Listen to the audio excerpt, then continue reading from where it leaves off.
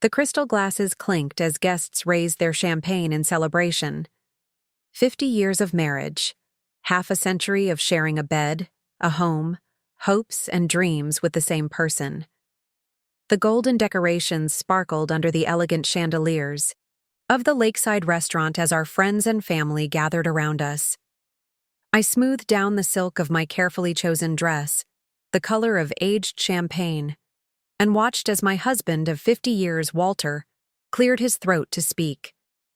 Before we jump back in, tell us where you're tuning in from, and if this story touches you, make sure you're subscribed, because tomorrow, I've saved something extra special for you. I have an announcement to make, he said, his voice carrying across the room with the confidence that had helped build his law practice from nothing. First, I want to thank you all for being here to celebrate this milestone with Margaret and me. He paused, his eyes not meeting mine. But tonight is about more than just celebrating the past. It's about embracing the future. That's when he reached out his hand and she stepped forward, younger than our daughter, with perfectly highlighted hair and a dress that hugged every curve. My heart stopped as Walter's voice continued, steady and unapologetic. I'd like to introduce Natalie. She's become very important to me over the past year, and I wanted you all to meet her properly. The silence in that banquet hall was deafening. I could feel 50 pairs of eyes darting between us, searching my face for the reaction, the breakdown, the scene they suddenly realized they might witness. Our children froze in horror. Our grandchildren looked confused. My sister, Patricia, gripped her husband's arm so tightly her knuckles turned white. I stood up slowly, smoothing my dress once more. "Well," I said, my voice surprisingly steady, "since we're making introductions." I gestured toward a professionally dressed woman sitting quietly at a side table. "This is Charlotte Evans, my attorney. She's been very helpful these past 6 months while I've been documenting Walter's activities and preparing divorce papers." I smiled, picked up my champagne glass, and took a sip. "To new beginnings," I said. I never expected to find myself standing in that moment. A golden anniversary celebration turned battlefield. But then again, I never expected many things about my life with Walter Jenkins. For 50 years, I had been the reliable foundation upon which Walter built his empire. When we married in 1972, he was a struggling law student with big dreams but empty pockets. I worked double shifts as a nurse to put him through school, postponing my own education. "Just until I get established," he'd promised. "Then it will be your turn." That turn never truly came. Instead, I became the perfect attorney's wife, hosting dinner parties that secured his connections, raising our children James and Andrea when he was too busy building his practice, moving to 3 different cities as he followed better opportunities. Each home, I would carefully transform from empty rooms to a welcoming haven where Walter could decompress, entertain, and showcase his success. "You have such a gift for making a house feel like home," people would tell me at parties, never realizing how much of myself I poured into those walls. While Walter's name grew in legal circles, I faded into the background. Walter Jenkins' wife, becoming my primary identity. When our children were finally grown, I mentioned returning to school. "At your age?" Walter had laughed, not unkindly, but dismissively. "Why not enjoy the life we've built instead? You've earned some rest." So I channeled my energies into community service, running charity auctions and hospital volunteer programs. My organizational skills made me invaluable, though few knew the woman behind the perfectly executed events. The first signs of Walter's wandering eye came in our 30th year of marriage. A beautiful paralegal at his firm, late-night case preparations, the classic scent of unfamiliar perfume. I confronted him once, only to have him dismiss my concerns and make me feel foolish for my suspicions. He increased my monthly allowance the following week and bought me a diamond tennis bracelet for no occasion. I buried my doubts and threw myself into planning our children's weddings, then welcomed grandchildren into our lives. These small humans who looked at me with unconditional love became my refuge. I would watch Walter bounce our granddaughter Lily on his knee and think, "This is enough. This family we've built is worth the compromises." As our 50th anniversary approached, Walter suggested an elaborate celebration. "Half a century deserves recognition," he insisted, though I would have preferred something intimate. He hired an event planner, sparing no expense. Looking back, I should have questioned his sudden interest in party planning, his insistence on inviting colleagues I barely knew, his careful attention to the guest list. 3 months before the party, I found the receipt in his jacket. A women's watch from Cartier, far too expensive for a secretary or colleague, not intended for me or our daughter. That night, I lay awake beside him, studying the profile I'd woken up to for 50 years, realizing I was looking at a stranger. The next morning, I called Patricia. "Can you recommend a good divorce attorney?" I asked without preamble. My sister, who had navigated her own divorce 15 years earlier, didn't even sound surprised. "I've been waiting for this call," she said quietly. "I have just the person."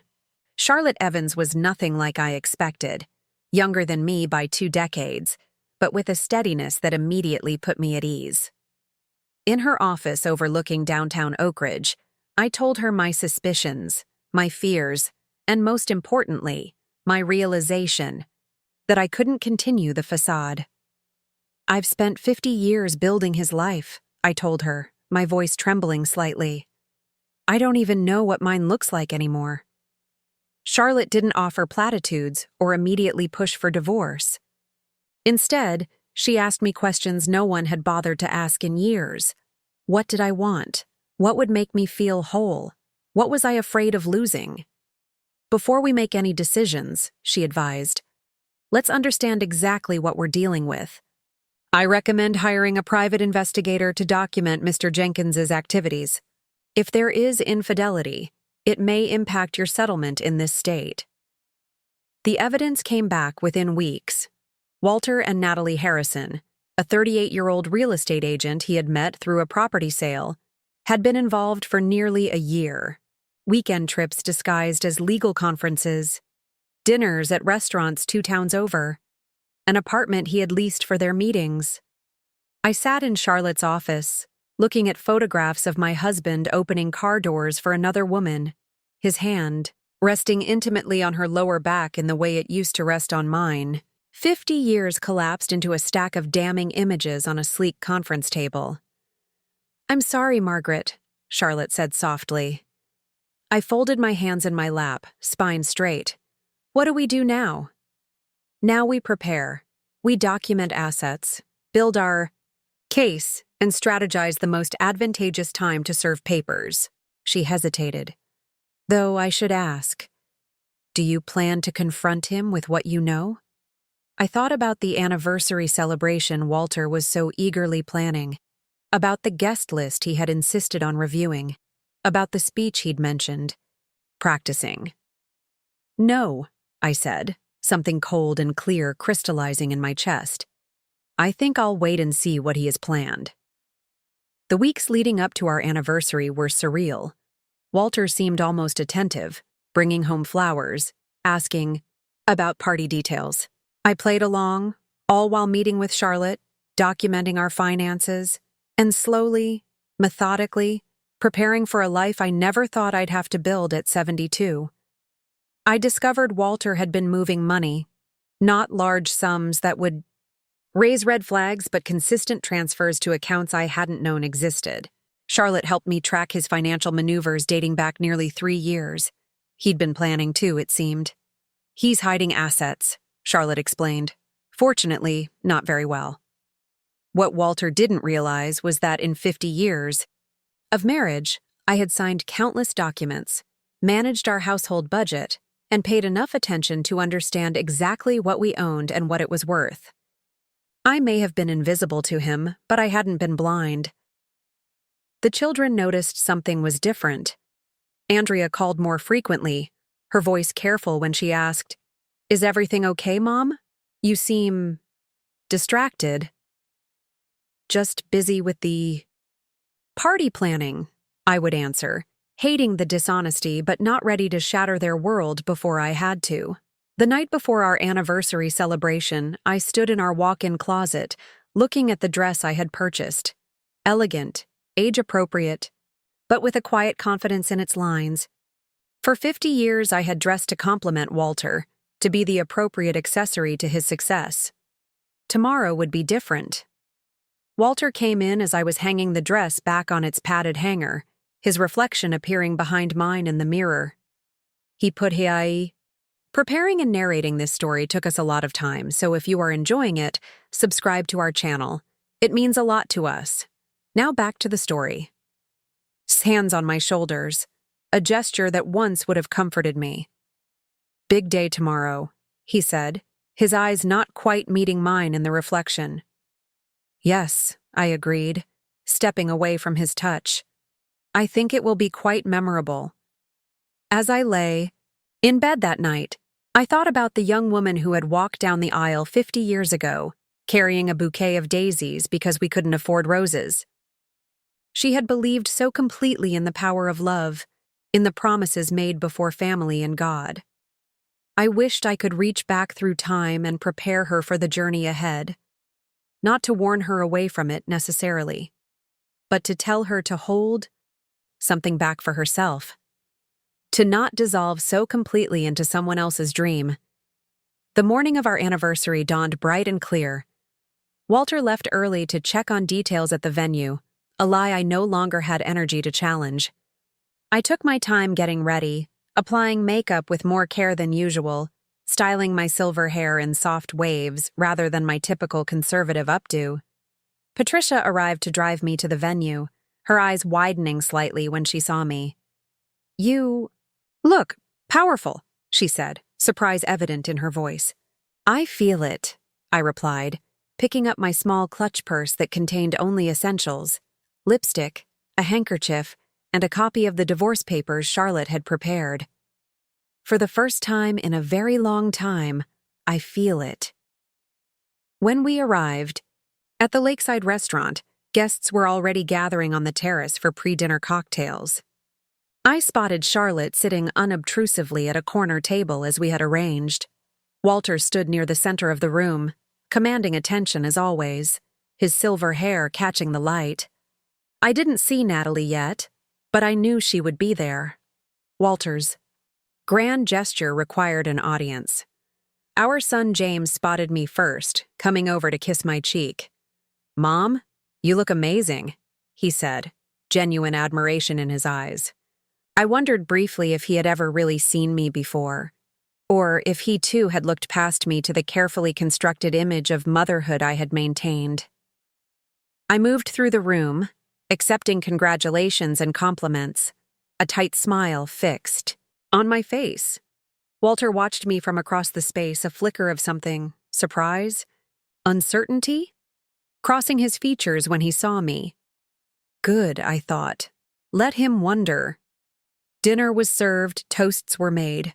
Our grandchildren presented us with a scrapbook they had created, chronicling our 50 years together. Looking at the smiling photos, the vacations, the holidays, the milestone celebrations, I felt a pang of genuine grief. There had been love here once, and shared dreams, and a partnership that meant something. When had it slipped away? Or had it been an illusion? All along, after dessert was served, Walter stood and clinked his glass for attention. The room quieted, all eyes turning to the man of the hour. I felt strangely calm as I watched him prepare to detonate the life we had built, and that's exactly what he did, introducing Natalie with the casual confidence of a man who had never faced consequences for his actions. The room's shocked silence was broken only by Andrea's audible gasp and James muttering, "Jesus Christ," under his breath.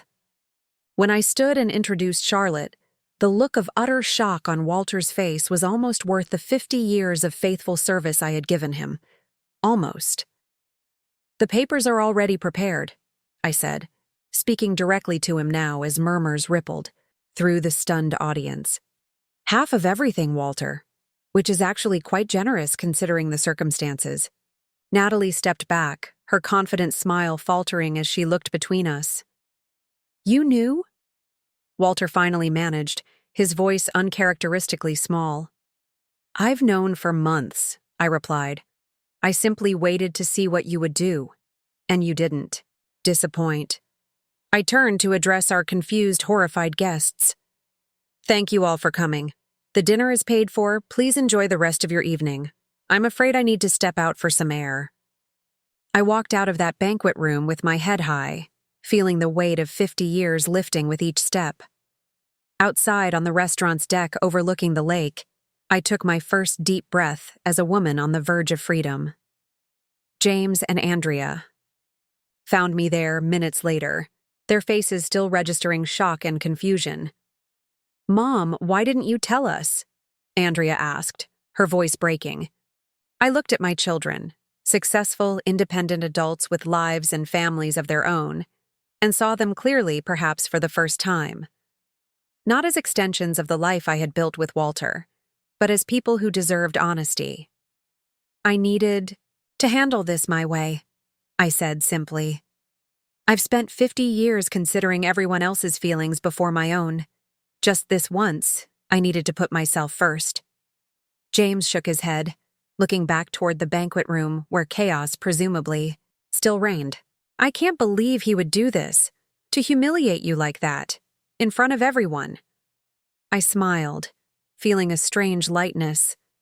He thought I would crumble, that I would accept whatever scraps of dignity he left me, the way I've accepted everything else. I straightened my shoulders. He was wrong. Patricia joined us, her expression fierce with protective anger. "Charlotte's handling everything inside.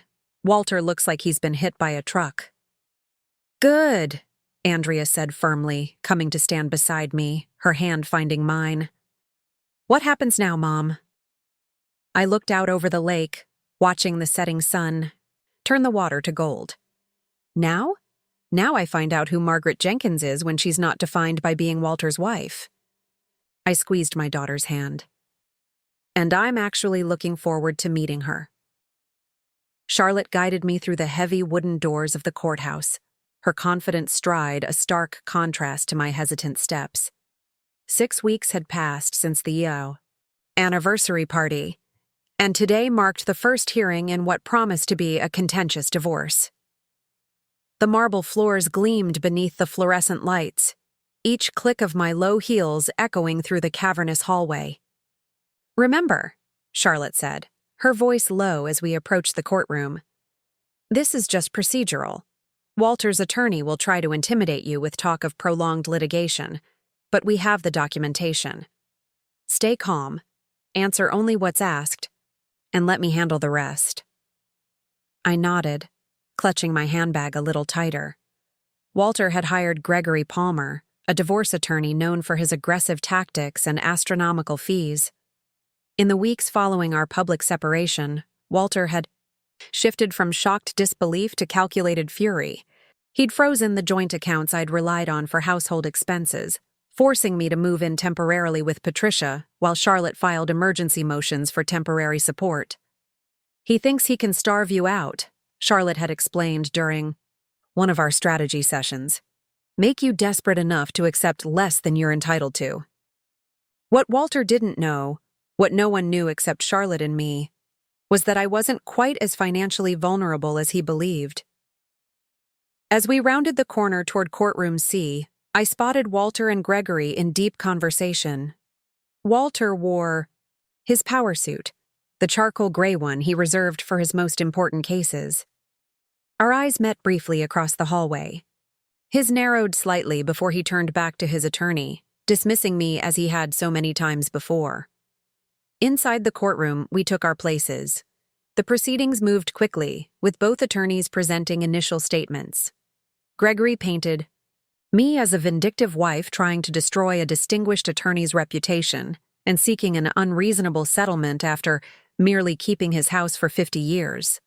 Charlotte calmly countered with documented evidence of Walter's infidelity, hidden assets, and my decades of support that enabled his career.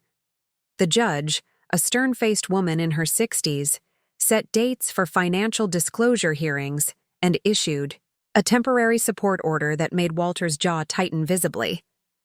As we prepared to leave, Gregory approached Charlotte with a settlement offer whispered just loudly enough for me to hear. 20% of our marital assets and the beach cottage in Newport if I agreed to a quick, quiet resolution. Charlotte didn't even bother writing it down. "We'll see you at disclosure," she said, guiding me toward the exit. Walter caught up to us in the hallway, stepping directly into my path. "Margaret," he said, his voice carrying that familiar tone of reasoned authority he used when he thought I was being difficult. "This is unnecessary. You're turning a personal matter into a public spectacle." I met his gaze steadily. "And you turned 50 years of marriage into a punchline at our anniversary party. I guess we're both full of surprises." His eyes narrowed. "I built everything we have. Everything. You were along for the ride. Is that what helps you sleep at night?" I asked, surprised by my own calm. "Keep telling yourself that, Walter. I'm sure Natalie finds your revisionist history charming." Something ugly flashed across his face. "You won't do well on your own, Margaret. You never have. When this vindictive phase passes, you'll realize what you've thrown away." Charlotte stepped between us. "Mr. Jenkins, all communication should go through counsel. Let's go, Margaret." Outside, spring sunshine warmed my face as we descended the courthouse steps. "You did well in there," Charlotte said, checking her watch. "I have another appointment, but we can talk tomorrow about next steps." I nodded, suddenly feeling the weight of the morning. "I think I'll walk for a bit before heading home." Home was now Patricia's guest bedroom, where I'd been living since Walter changed the locks on our house. Illegally, as Charlotte had immediately pointed out, but fighting that particular battle hadn't seemed worth the energy. I wandered toward the small park across from the courthouse, finding an empty bench beneath a flowering dogwood. The petals occasionally drifted down around me, nature's gentle confetti marking a passage I hadn't chosen but was determined to navigate with dignity. My phone buzzed with a text from Andrea. "How did it go? Want me to come over later?" I typed back a brief reassurance, touched by my daughter's concern. Both James and Andrea had been stunned by their father's revelation, but after the initial shock, they'd rallied around me with surprising ferocity. Walter had attempted to paint me as unstable, vindictive, even financially irresponsible, narratives they flatly rejected based on a lifetime of watching me manage our home with careful precision. "Dad's trying to gaslight us the same way he's gaslighted you," Andrea had said during a tense family dinner the week after the party. Walter had stormed out when James asked pointed questions about his relationship with Natalie. As I sat on the bench, an elderly man settled on the opposite end, nodding politely in my direction before opening his newspaper. The normalcy of the moment struck me suddenly, sitting in a park on an ordinary Tuesday, making my own decisions about where to go and what to do next. Despite everything, there was something freeing about this new uncertainty. My phone buzzed. Again, this time with an email notification from Oak Ridge Community Bank. I opened it absently, expecting a routine alert or marketing message. Instead, I found myself staring at a notification for an account I hadn't accessed in years. "Your certificate of deposit, the fund $4735,219, will mature on June 17th. Please contact us regarding renewal options." I felt a curious lightness in my chest as I tapped through to the banking app and entered the passcode, Walter's birth year, ironically enough. The account appeared on my screen, 42,783. 19. A memory surfaced, crisp and clear despite the decades that had passed. I was 37, standing in this very bank with a check for $15,000, my inheritance from my mother's modest estate. Walter had insisted we add it to our joint investment account. It's for your retirement too, I'd said quietly. We should put it somewhere safe. I handle our investments, he'd replied, that edge of impatience in his voice.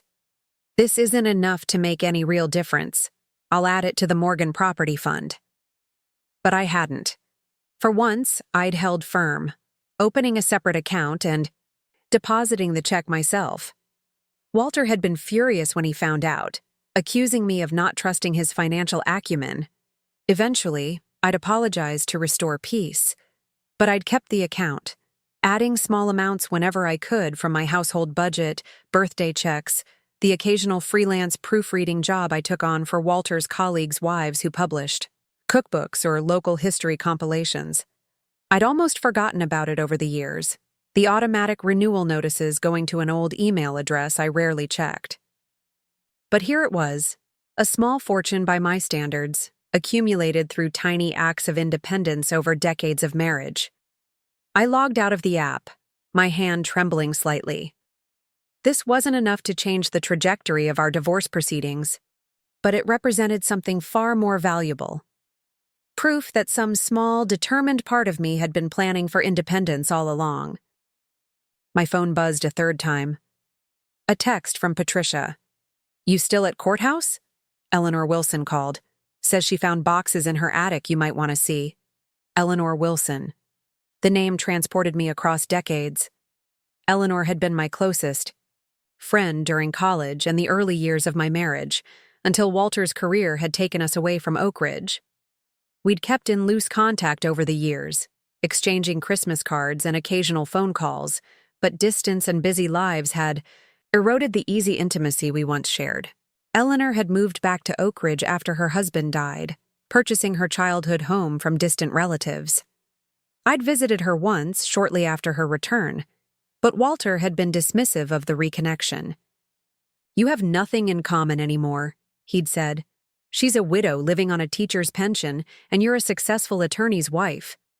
I'd let the friendship fade again, adding it to the long list of connections I'd sacrificed for Walter's comfort. "I'll call her," I texted Patricia. As I stood to leave the park, I felt a quiet determination building. The bank account, Eleanor's call. These weren't coincidences but breadcrumbs leading me forward. Eleanor lived in the historic district, her Victorian home distinguished by its wraparound porch and meticulously maintained garden. As I approached her front gate, I spotted her kneeling among her rose bushes, gardening gloves protecting her hands as she carefully pruned dead branches. "Margaret Jenkins," she called, straightening with a smile that transformed her face. "Or do you still go by Maggie among friends?" The question caught me off guard. Walter had always insisted on Hasiai. Margaret, claiming Maggie sounded juvenile and undignified for an attorney's wife. I'd almost forgotten the name I'd once preferred. "Maggie," I said, testing the feel of it on my tongue after so many years. "I'd like to be Maggie again." Eleanor hugged me, garden dirt and all, then led me inside. Her home was eclectic and warm, books stacked on every surface and colorful artwork lining the walls, a stark contrast to the carefully curated, professionally decorated spaces Walter had insisted upon. "Coffee?" she offered, leading me toward the kitchen. "Please." I followed her, noticing how comfortably she moved through her space, how every corner reflected her personality without apology. As she prepared the coffee, Eleanor explained her unexpected call. "I was clearing out the attic, finally tackling Michael's old files, and found a box with your name on it. Actually, it said Maggie Cooper, your maiden name. I almost didn't make the connection until I found some old photos inside." She placed a steaming mug before me, then disappeared into the hallway, returning moments later with a battered cardboard box. "Here," she said, setting it on the kitchen table. "I think you stored this with us when you and Walter were between apartments that summer before he took the job in Hartford." I stared at the box, memories stirring. Walter and I had briefly lived with Eleanor and Michael during our 5th year of marriage, when Walter was between positions and we'd given up our apartment lease. It had been a chaotic time, with most of our belongings in storage. With slightly trembling hands, I lifted the lid. Inside lay carefully preserved remnants of a life I'd almost forgotten. A leather portfolio containing sketches and watercolors from the art classes I'd taken during our first years of marriage. A half-finished manuscript, my attempt at a children's book I'd abandoned when Walter dismissed it as a hobby, not a career. Notebooks filled with story ideas, character sketches, and poems. A folder of rejection letters from publishers, each one addressed to Ms. Margaret Cooper, rather than Mrs. Walter Jenkins. "You were so talented," Eleanor said softly, sitting across from me. "I remember how excited you were about that book."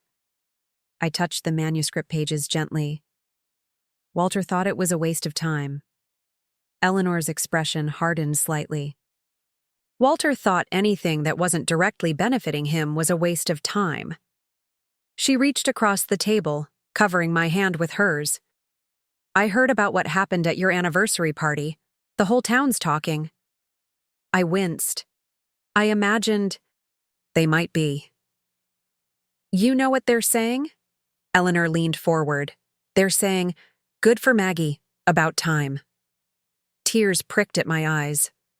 "I'm starting over at 72, Eleanor. I'm terrified." "Starting over is just continuing. With better information," she replied, squeezing my hand.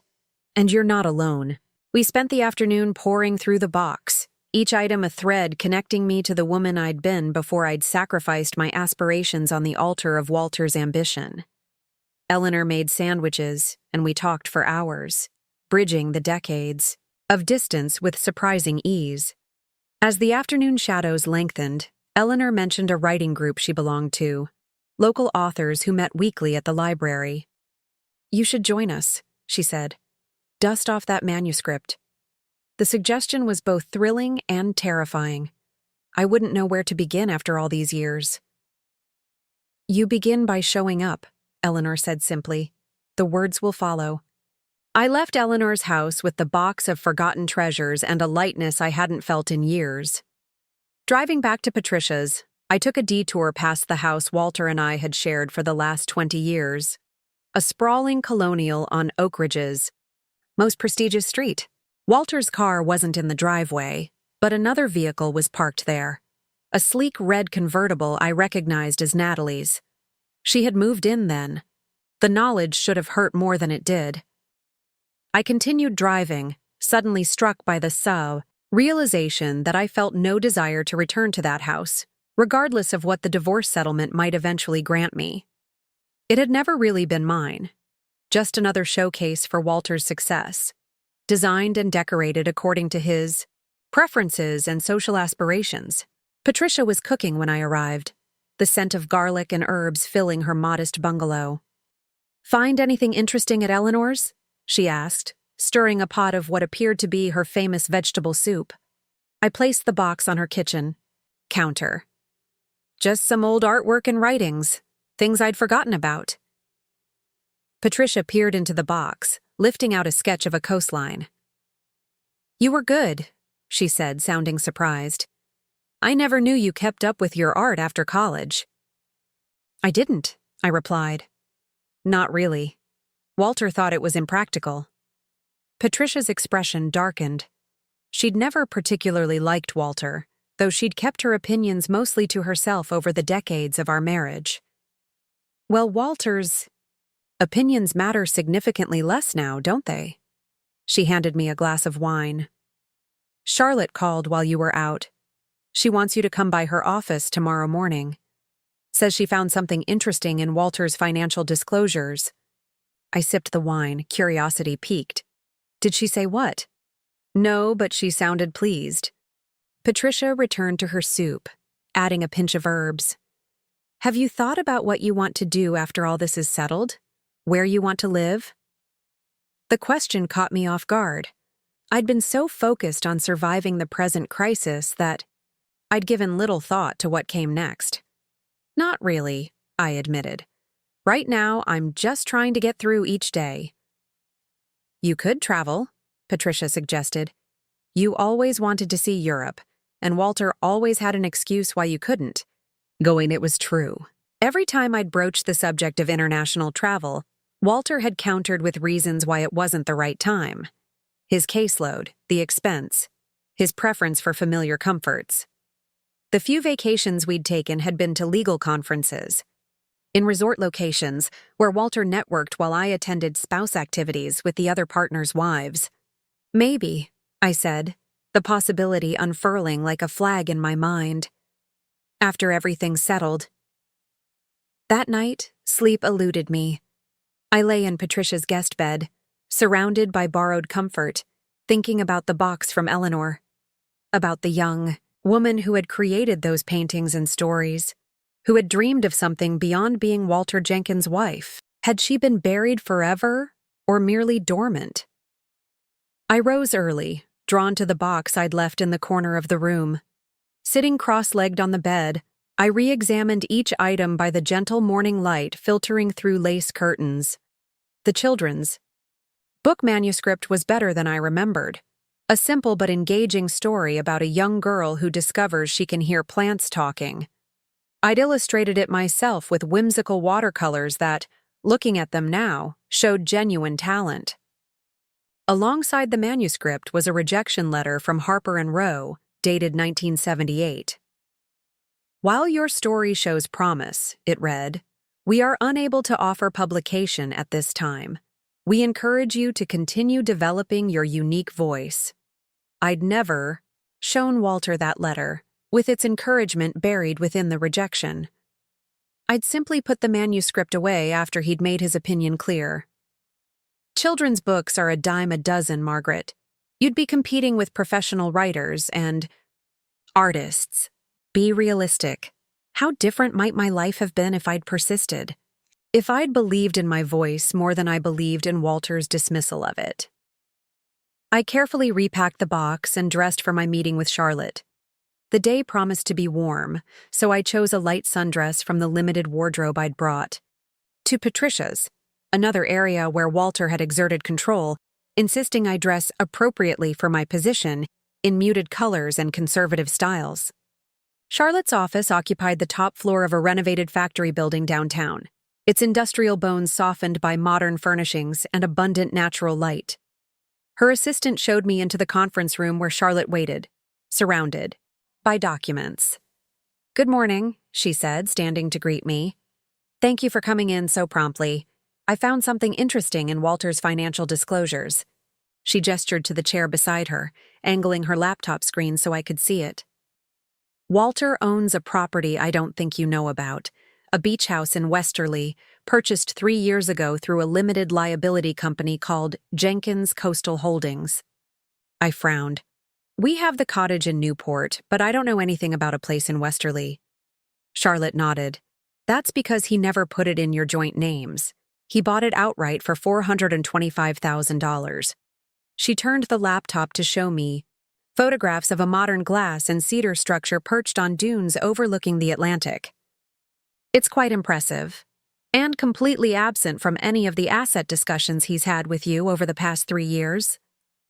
I stared at the images, a cold realization settling in my stomach. The trips to check on rental properties, I murmured. He said he was considering real estate investments. He was, Charlotte said grimly, just not ones he intended to share with you. She clicked through additional documents. The purchase coincides with the beginning of his relationship with Natalie based on the evidence we've gathered. A love nest, then. Bought with marital funds but hidden from me, intended as a private retreat for Walter and his much younger girlfriend.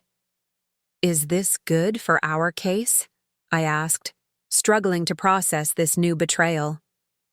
Charlotte smiled, a sharp expression that reminded me why she'd earned her reputation as one of the state's most formidable divorce attorneys.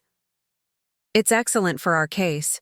Hiding assets is a serious offense in divorce proceedings. The judge can impose sanctions, and in some cases, award the wronged spouse a larger percentage of the marital estate as a consequence. She closed her laptop. But there's more. In reviewing Walter's recent financial activities, I found something else. She slid a folder across the table.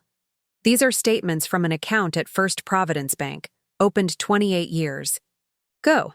The initial deposit was $175,000, your inheritance from your father's estate. I took the folder with trembling hands.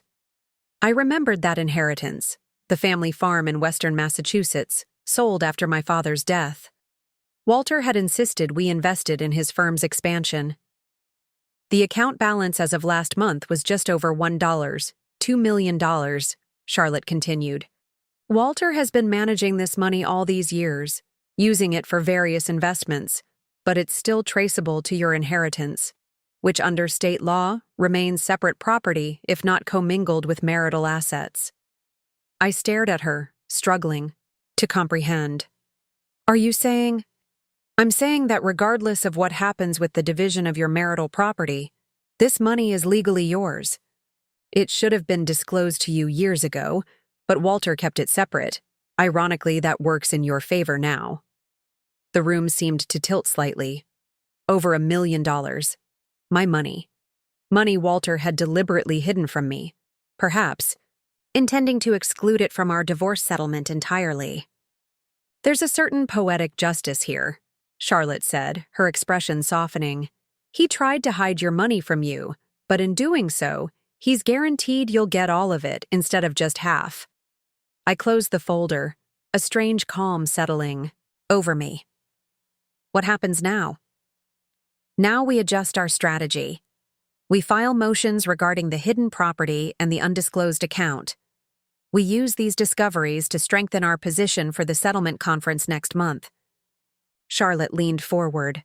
Margaret, this changes everything. You're not just fighting for what you're entitled to from 50 years of marriage. You're fighting for what was already yours that he tried to keep from you. As I left Charlotte's office, spring sunshine warmed my face. I walked without any particular destination, my mind churning with revelations. Walter had hidden not just his infidelity but significant assets that would now ensure my financial independence regardless of how contentious the divorce became. I found myself approaching the public library, its brick facade and grand. Steps familiar from the days when I'd bring James and Andrea for story time as children. Without consciously deciding to, I climbed those steps and entered the cool, book-scented interior. The information desk was staffed by a young woman with vibrant blue hair who smiled warmly as I approached. Can I help you find something? I'm looking for information about the writing group that meets here, I said, surprising myself. Eleanor Wilson mentioned it. Oh, the Oak Ridge Writers' Circle. They meet Thursday evenings in the community room. She handed me a flyer. They're always welcoming new members. Are you a writer? The question hung in the air between us. Was I? Had I ever been, truly? Or had I simply been a woman with dreams I'd set aside? Yes, I said, the word feeling strange and wonderful on my tongue. Yes, I am. The clock struck 7 as I arrived at the library's community room, clutching my manuscript pages with fingers that trembled slightly. Through the glass door, I could see a circle of 8 people already seated, some with laptops open, others with notebooks and pens. I hesitated, suddenly questioning my decision to come. What did I have to offer this group of writers? My story had been rejected decades ago. My creative muscles atrophied from disuse. As I stood frozen in indecision, the door swung open and Eleanor appeared, her face lighting up at the sight of me. You came. I was hoping you would. She tugged me gently into the room, addressing the group. Everyone, this is my dear friend Maggie. She's joining us tonight. 7 curious faces turned toward me with varying expressions of welcome. Eleanor guided me to an empty chair and made quick introductions. Robert, a retired high school English teacher working on a historical novel.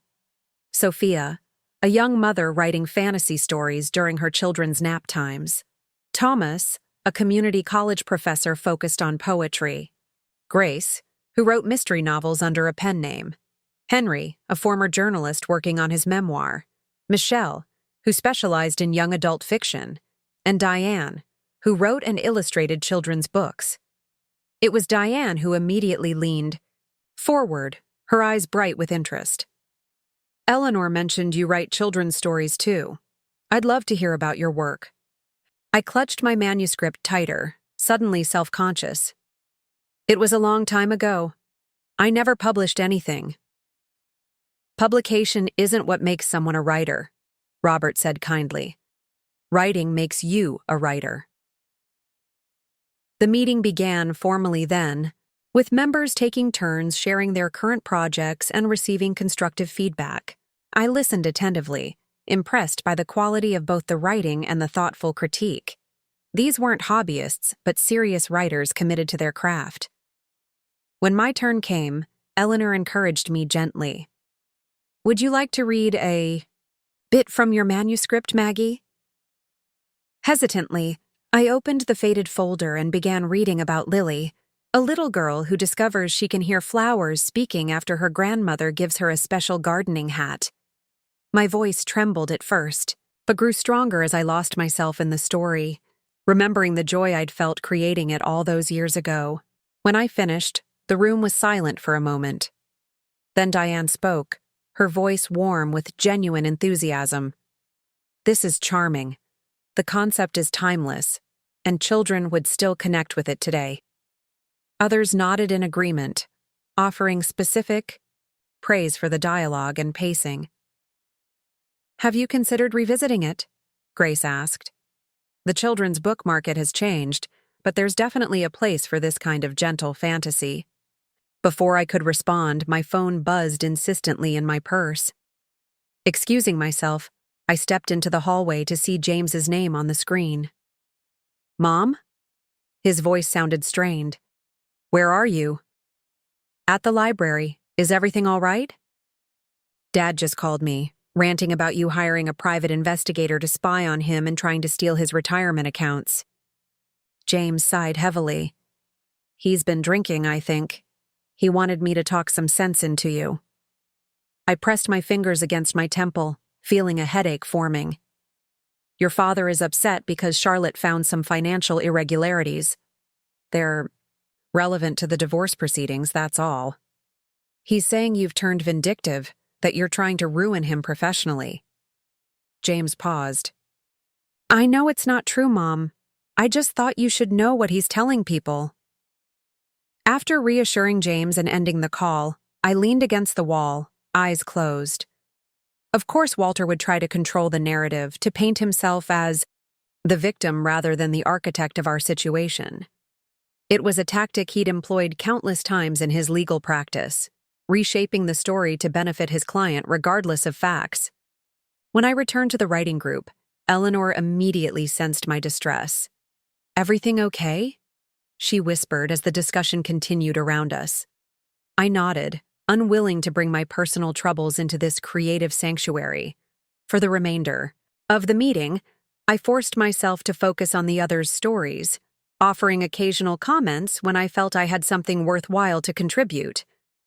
As the meeting dispersed, Diane approached me with her contact information written on a library note card. I meant what I said about your story. If you're interested in updating it, I'd be happy to give you some insights about the current market. I have a friend who's an editor at Little Harbor Press. I took the card, touched by her generosity. Thank you. I'll think about it. Outside, the evening air had turned cool, stars appearing in the darkening sky. Eleanor linked her arm through mine as we walked toward the parking lot. So, what did you think? They're all so talented, I said, and serious about their writing. So were you once, she replied pointedly. You could be again. I didn't answer immediately, my mind still tangled in James's call and Walter's accusations. Walter's telling the children I've turned vindictive, I finally said, that I'm trying to ruin him. Eleanor snorted derisively. Walter would say the sun rises in the west if it served his purposes. She squeezed my arm. Don't let him drag you back into his reality, Maggie. You've just started finding your own. I drove back to Patricia's house slowly, processing the evening. The warmth of the writing group juxtaposed against the cold. Reminder that Walter was mobilizing against me, not just legally but socially. As I turned onto Patricia's street, I noticed an unfamiliar car parked in her driveway, a sleek black Mercedes with tinted windows. Patricia met me at the door, her expression tight with controlled anger. "You have a visitor," she said quietly. I told her she should have called first, but she insisted on waiting. I stepped into the living room to find Natalie perched uncomfortably on Patricia's floral sofa, looking out of place in her expensive designer outfit. She stood when she saw me, smoothing her skirt with manicured hands. "Mrs. Jenkins," she began, then stopped, seeming to recalibrate. "Margaret, I was hoping we could talk." Patricia hovered protectively nearby. "I'll be in the kitchen if you need me," she said pointedly, giving Natalie a look that could have frozen water before retreating. I sat in the armchair opposite Natalie, acutely aware of my library casual attire compared to her polished appearance. "This is unexpected," I said simply. Natalie sat back down, crossing her legs carefully. "I wanted to speak with you directly, without Walter or the lawyers involved." She hesitated, her confidence seemingly less solid than it had appeared at first glance. "I never intended for things to happen the way they did at your anniversary party. That was Walter's idea, and I realize now it was cruel." I studied her face, trying to gauge her sincerity. She was younger than Andrea, probably in her late 30s, beautiful in a cultivated way that spoke of careful maintenance and considerable expense. "Why are you here, Natalie?" She leaned forward slightly. "Walter is becoming difficult. He's angry about the financial discoveries your attorney made. He feels cornered." She twisted the expensive ring on her right hand. "He's talking about fighting you all the way to the state Supreme Court if necessary." "That would be expensive," I observed, "and ultimately futile, given the documentation we have." "I know," she said quickly. "That's why I'm here. I was hoping I could convince you to consider a reasonable settlement, something that would allow everyone to move forward without years of legal battles." I nearly laughed at the absurdity. Walter had sent his girlfriend to negotiate on his behalf, as if her youth and beauty might sway me where legal arguments couldn't. "And what does Walter consider reasonable?" I asked, keeping my voice neutral. "He's prepared to offer 40% of the disclosed marital assets, including the Newport cottage." She delivered this as if announcing a generous concession. "And the beach house in Westerly?" I asked, pointedly. "The one purchased with marital funds but kept hidden? Or my father's inheritance that Walter invested without my knowledge?" Natalie's expression flickered, revealing surprise before she masked it. "I'm not familiar with all the details," she said carefully. "No, I imagine Walter hasn't been entirely forthcoming with you either." I stood, signaling the end of our conversation. "Please tell Walter that all settlement discussions should go through our attorneys. Charlotte Evans has my complete confidence." Natalie rose as well, her composure slipping slightly. "He won't stop, you know. When Walter sets his mind on something, he becomes obsessive. This could drag on for years." "I have time," I replied simply, "and right of law on my side." She reached for her designer handbag, then paused. "For what it's worth, I never set out to break up your marriage. Walter told me it had been over between you for years, that you stayed together only for appearances. The familiar narrative, the cheating spouse claiming a dead marriage to justify infidelity, was so predictable it almost didn't sting.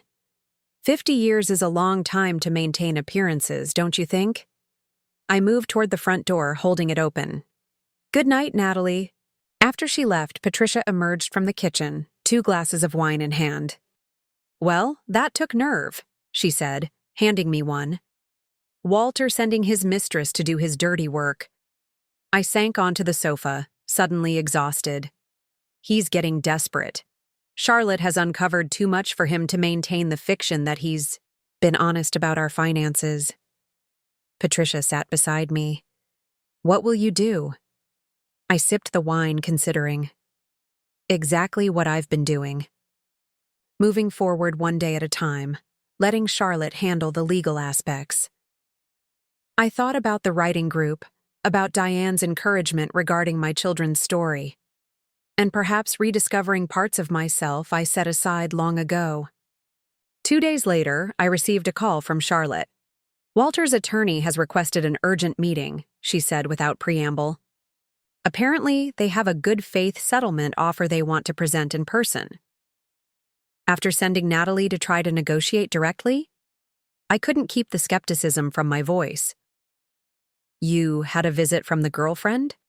Charlotte sounded both surprised and grimly amused. That's a new tactic. What did she offer? 40% of the disclosed assets, including the Newport cottage, I replied. Charlotte made a dismissive noise. Insulting, considering what we now know. But this meeting request comes directly from Gregory Palmer, and he's smart enough not to waste our time with lowball offers. Shall I schedule it for tomorrow morning? The following day, Charlotte and I arrived at the offices of Palmer, Whitmore and Associates, an imposing glass building in downtown Providence. Gregory Palmer himself greeted us in the marble-floored lobby, his handshake firm, his smile not reaching his eyes. Thank you for agreeing to meet on such short notice, he said, leading us to a conference room where Walter already waited, impeccably dressed in one of his court suits, his expression carefully neutral. Once we were seated, Gregory began with practiced smoothness. We appreciate your willingness to discuss settlement options outside of formal court proceedings. My client is eager to resolve this matter efficiently and equitably. Charlotte's expression remained professional but skeptical. We're always open to reasonable solutions, provided they acknowledge all marital assets, including those recently discovered. Gregory smiled thinly. Indeed. After reviewing the, additional information your office provided, we've prepared a comprehensive settlement proposal. He slid folders across the table to both of us. You'll find it addresses the concerns you've raised regarding previously undisclosed assets. I opened the folder to find a detailed financial breakdown. Walter was now offering 60% of the total marital estate, including both the Newport cottage and the Westerly beach house, along with full return of my father's inheritance, and its accumulated growth. In exchange, he would retain ownership of his law practice and the primary residence. Charlotte reviewed the documents with practiced efficiency, occasionally making notes in the margins. This is certainly closer to a reasonable starting point, she said finally. Though there are several areas that require adjustment, particularly regarding retirement accounts and future income from the firm's ongoing cases. Walter spoke for the first time, his voice carrying that carefully modulated authority he used when addressing juries. I believe this offer demonstrates my sincere desire to conclude this unfortunate situation fairly, Margaret. Neither of us benefits from prolonged litigation. I met his gaze steadily, remembering Natalie's warning about his determination to fight. Something had changed his mind, or forced his hand. What prompted this sudden interest in settlement, Walter? Last I heard, you were considering appeals to the state Supreme Court. A muscle in his jaw twitched, the only crack in his composed facade. Gregory answered smoothly in his place. My client recognizes the wisdom of focusing on the future rather than prolonging matters that serve neither party's interests. Charlotte closed her folder. We'll need time to review this proposal thoroughly. I suggest we schedule a follow-up meeting next week after my client has had the opportunity to consider all aspects. As we prepared to leave, Walter stood. Margaret, may I have a word in private? Charlotte gave me a questioning look. I nodded. Slightly. I could handle Walter. She and Gregory stepped into the hallway, leaving Walter and me alone in the conference room. You've made your point, Walter said once the door closed, his voice lower, less controlled. You've shown everyone you won't be dismissed or overlooked. I respect that. I regarded him silently, waiting for him to continue. This offer is more than fair, he pressed. You could live very comfortably for the rest of your life. Travel, pursue whatever interests you've developed suddenly. His tone carried a hint of condescension, as if my interests could only be recent and superficial. Why the change of heart, Walter? I asked directly. You sent Natalie to offer me 40% 2 days ago. Now you're proposing 60+. The beach house. What's different? His expression tightened. Several of my partners are concerned about the firm's reputation if details of our financial arrangements become public record through prolonged divorce proceedings. They've encouraged me to resolve this quickly. Not a change of heart, but external pressure. Walter's partners were worried about how his hidden assets and financial maneuvers might reflect on their practice if fully exposed in court. They were protecting themselves, and by extension, forcing Walter to offer me a more reasonable settlement. I'll review the proposal with Charlotte, I said neutrally. As she mentioned, there are still areas that need adjustment. Walter's composure slipped further, frustration breaking through. What more do you want, Margaret? You've already affected my standing with the firm, damaged my reputation in the community. I didn't do those things, Walter, I interrupted quietly. You did. When you decided to lie about our finances. When you chose to humiliate me publicly at our anniversary party. Every consequence you're facing is the direct result of your own actions. He stared at me as if seeing someone unfamiliar. Perhaps he was. The Margaret he knew, the accommodating wife who prioritized his needs and reputation above all else, had ceased to exist the moment he introduced Natalie to our friends and family. We built a life together, he said finally, his voice strained. 50 years, Margaret. Does that count for nothing now? The question struck deeper than I expected, touching a tender place where grief for what we'd lost still lingered. It counted for everything to me, Walter. That's why I stayed faithful. Why I supported your career at the expense of my own aspirations. Why I created a home where you could thrive. I gathered my purse, preparing to leave. You're the one who decided it counted for nothing when you replaced me without so much as a private conversation first. In the hallway, Charlotte waited, while Gregory had stepped away to take a call. Everything all right? She asked, noting my expression. Fine, I assured her. Walter's partners are pressuring him to settle quickly. They're worried about their firm's reputation if all the financial details become public record. Charlotte's lips curved in a satisfied smile. Excellent. That gives us additional leverage for the remaining negotiation points. On the drive back to Oak Ridge, Charlotte outlined the strengths and weaknesses of Walter's offer, identifying areas where we could reasonably push for more. I listened with half my attention, the other half still caught in that conference room, in Walter's question about our 50 years together. Did those years count for nothing? Of course they didn't. They had shaped me, given me my children, provided a framework for my entire adult life. But they weren't a blank check Walter could use to justify his betrayal, nor were they a chain binding me to patterns of accommodation that no longer served me. The next day, I joined Eleanor for lunch at a small cafe overlooking the harbor. The spring warmth had brought sailboats out, their white sails bright against the blue water. Eleanor listened attentively as I described Walter's settlement offer and our brief private conversation afterward. He sounds surprised that you're not following his script, she observed, stirring her iced tea. As if he expected you to either collapse in heartbroken despair or play the vengeful ex-wife, and you're doing neither. I'm not interested in vengeance, I said truthfully. I just want what's fair, what I've earned through 50 years of partnership. Eleanor nodded, then fixed me with a direct look. Have you thought more about Diane's offer to connect you with her editor friend? I hesitated.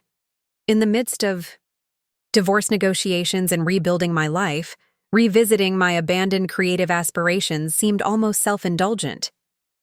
I'm not sure this is the right time. When will it be the right time? Eleanor challenged gently. You've already waited decades, Maggie. How much longer will you postpone your own dreams? Before I could respond, my phone rang, Andrea calling. I excused myself to answer. Mom? Her voice sounded strained. Are you free to talk? Of course, sweetheart. Is everything all right? She exhaled heavily. Not really. Dad showed up at my office today, asking me to help convince you to accept his settlement offer. He brought Natalie with him. I closed, my eyes briefly, imagining the scene. My daughter, confronted at her workplace by her father and his girlfriend, put in an impossible position. I'm so sorry, Andrea. That was completely inappropriate of him. It was mortifying, she confirmed. My colleagues saw them in the reception area. Dad was going on about family loyalty and how you're being unreasonable. Her voice hardened. I told him he lost the right to discuss family loyalty when he brought his mistress to your anniversary party. Pride in my daughter's strength mingled with regret that she'd been drawn into the conflict. You shouldn't have to deal with this, Andrea. Neither should you, Mom, but that's not why I called. She paused. Natalie said something weird as they were leaving. She mentioned being dragged into your drama when she already has enough stress with the pregnancy. The words hit me like a physical blow. Pregnancy? That's what she said. Dad immediately hustled her out, but not before I heard it clearly. Andrea's voice softened with concern. I thought you should know. Are you okay? Was I okay? I wasn't sure how to answer. The news that Natalie was pregnant with Walter's child stirred a complex mix of emotions.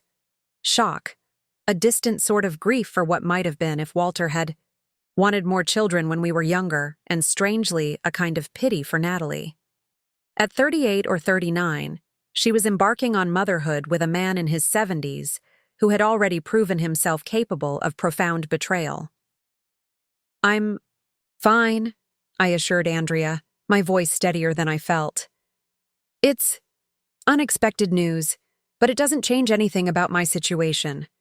After ending the call, I returned to Eleanor, who read my expression immediately. What's happened? Natalie is pregnant, I said, the words still sounding surreal. Walter is going to be a father again at 74. Eleanor's eyes widened.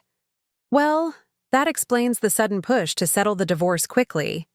He needs to know what financial resources he'll have available for his new family. Her practical assessment helped ground me. Yes, I suppose he does. How do you feel about it? Eleanor asked carefully. I considered the question, searching for the pain or jealousy that might seem natural in this situation. Instead, I found myself feeling strangely detached, as if hearing about distant acquaintances rather than my husband of 50 years. Relieved, oddly enough, I said finally. This confirms what I already knew. Walter has moved on to a completely different life, one that has nothing to do with me or the decades we spent together. Eleanor reached across the table to squeeze my hand. And you're building a new life too. One that has nothing to do with him. That evening, I called Charlotte to inform her about Natalie's pregnancy, knowing it might impact our negotiation strategy. Her reaction was professionally measured, but personally empathetic. This certainly adds context to Walter's sudden interest in settlement, she agreed. We can use this information to push for better terms on the retirement accounts, knowing he's likely trying to free up liquid assets for his new family obligations. I agreed with her assessment, then hesitated before adding, Charlotte, I've been thinking. The house, our primary residence. Walter's offer includes him keeping it with financial compensation to me for my share. That's right, she confirmed. Based on current market value, that would amount to approximately $700,000. Is that aspect of the proposal concerning you? Not exactly. I'm realizing I don't actually want the house. even if I could get it in the settlement. It's too large for one person, full of memories I'd rather not revisit daily, and I paused, formulating the thought as I spoke it. And I think I'd like to start fresh somewhere completely new. Charlotte was quiet for a moment. That's entirely your prerogative, Margaret. We can certainly negotiate the financial terms of Walter keeping the house without pushing for ownership. Did you have something specific in mind for your own living situation? I thought about Eleanor's Victorian in the historic district, about the writing group at the library, about the harbor view from the cafe where we'd had lunch. I think I might like to stay in Oak Ridge, actually, but in a place that's completely my own, that has no connection to Walter or our marriage. That sounds like a very healthy perspective, Charlotte said, her voice warming slightly beyond its usual professional tone. We can start focusing our property settlement discussions on ensuring you have the resources to establish yourself exactly as you choose. After we ended the call, I found myself drawn to the box of creative materials from Eleanor's attic. I removed my old manuscript and spread the pages on Patricia's guest room bed, reading the story again with fresh eyes. The young woman who had written these words had believed in herself enough to create something from nothing, to imagine a world where little girls could hear flowers speak. I pulled out my phone and texted Diane from the writing group. I'd like to take you up on your offer to connect with your editor friend. My story might need some updating, but I think I'm ready to try again. Her response came almost immediately. Wonderful.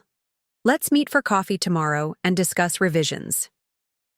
Your story has real potential, Maggie. As I carefully repacked the manuscript, my phone buzzed with another text. This one from James. Just heard about Natalie from Andrea. Are you okay? Need company tonight? I smiled at my son's concern. I'm fine. Having a quiet evening working on an old writing project. Would love to see you this weekend, though. Writing project? He responded, adding a curious emoji. A children's book I started many years ago. I'm thinking of trying to publish it. 3 dots appeared as he typed, then, Mom, that's amazing. I had no idea you wrote. Can't wait to hear more about it. Neither could I realized. After decades of putting my creative aspirations aside, of being Walter's wife rather than Maggie Cooper with dreams of her own, I was reclaiming a piece of myself I'd nearly forgotten existed. The timing wasn't perfect. Divorce proceedings, financial negotiations, and the emotional aftermath of betrayal hardly created ideal conditions for creative renaissance. But perhaps there would never be a perfect time. Perhaps now, messy, uncertain, challenging now, was exactly when I needed to remember who I had been before Walter and who I might become after him. The following morning dawned bright and clear. I dressed with unusual care for my coffee meeting with Diane, selecting a blouse in a vibrant teal that Patricia had encouraged me to buy. It brings out your eyes, Maggie, and it's time you wore something besides Walter's approved neutral palette. As I gathered my manuscript pages and stepped out onto Patricia's porch, I noticed a familiar car parked across the street, Walter's black BMW. He sat in the driver's seat, watching the house. When he saw me, he got out and approached, his expression unreadable. Margaret, he said, stopping at the foot of the porch steps. I was hoping to speak with you. I remained on the porch, manuscript folder clutched to my chest. I thought, we agreed all communication should go through our attorneys. This isn't about the divorce, not directly. He glanced at the folder I held but didn't comment on it. Andrea told you about Natalie's pregnancy? I nodded, not trusting myself. To speak. Standing on Patricia's porch in my bright teal blouse, holding the creative work I planned to resurrect, I felt painfully aware of how much had changed between us. Walter ran a hand through his silver hair, a gesture of frustration I recognized, from countless disagreements over the years. I wanted you to hear it from me, not secondhand. I owed you that much. He looked genuinely distressed, though whether from guilt or simply the awkwardness of the situation, I couldn't tell. "Is that all?" I asked when he didn't continue. He looked up at me, his expression shifting to something closer to bewilderment. "You're different," he said finally. "Since the party, since all this began, you've changed." "Not changed, I," corrected quietly. "Remembered. I'm remembering the woman I was before I devoted my entire identity to being your wife." He flinched slightly, his gaze dropping to the manuscript folder again. "What's that?" "A children's book I wrote 30 years ago. I'm revising it." I met his gaze steadily. "You told me it was a waste of time then. You were wrong." Walter seemed at a loss for words, perhaps for the first time in our long relationship. Finally, he nodded once, a gesture that might have been acknowledgement or merely resignation. "I should go. Charlotte and Gregory are meeting this afternoon about the settlement adjustments." "Yes, they are." I checked my watch. "And I have a meeting of my own to get to." He turned to leave, then paused. "For what it's worth, Margaret, I did love you. In my way." "I know," I said softly. "It just wasn't the way I needed to be loved." As his car pulled away, I descended the porch steps, feeling oddly lightened by the encounter. Walter had seen me, really seen me perhaps for the first time in decades, not as an extension of himself or a supportive element of his life, but as a separate person with valid dreams and capabilities of my own. Whether he understood what he saw was another matter entirely, but his recognition or lack thereof no longer defined my worth. That chapter of my life was closing, and a new one written entirely in my own voice, was finally beginning. The realtor handed me the keys with a warm smile, the small brass pieces cool against my palm. "Congratulations, Maggie. The house is officially yours." I stood in the empty living room of my new home, sunlight streaming through large windows that overlooked a modest garden. The cottage was nothing like the sprawling colonial Walter and I had shared. This was a compact 2-bedroom arts and crafts bungalow in Oak Ridge's historic district, just 3 blocks from Eleanor's Victorian and a short walk to the library. Built in the 1920s, it featured original woodwork, a riverstone fireplace, and a kitchen that would need updating eventually, but felt immediately like mine in a way no space had for decades. "I can't believe how quickly everything came together," I said, turning to Charlotte, who had accompanied me to the closing. "A month ago, I was still living in Patricia's guest room." Charlotte set her briefcase on the window seat, satisfaction evident in her typically composed expression. "The settlement provided the resources, but this was all your doing, Maggie.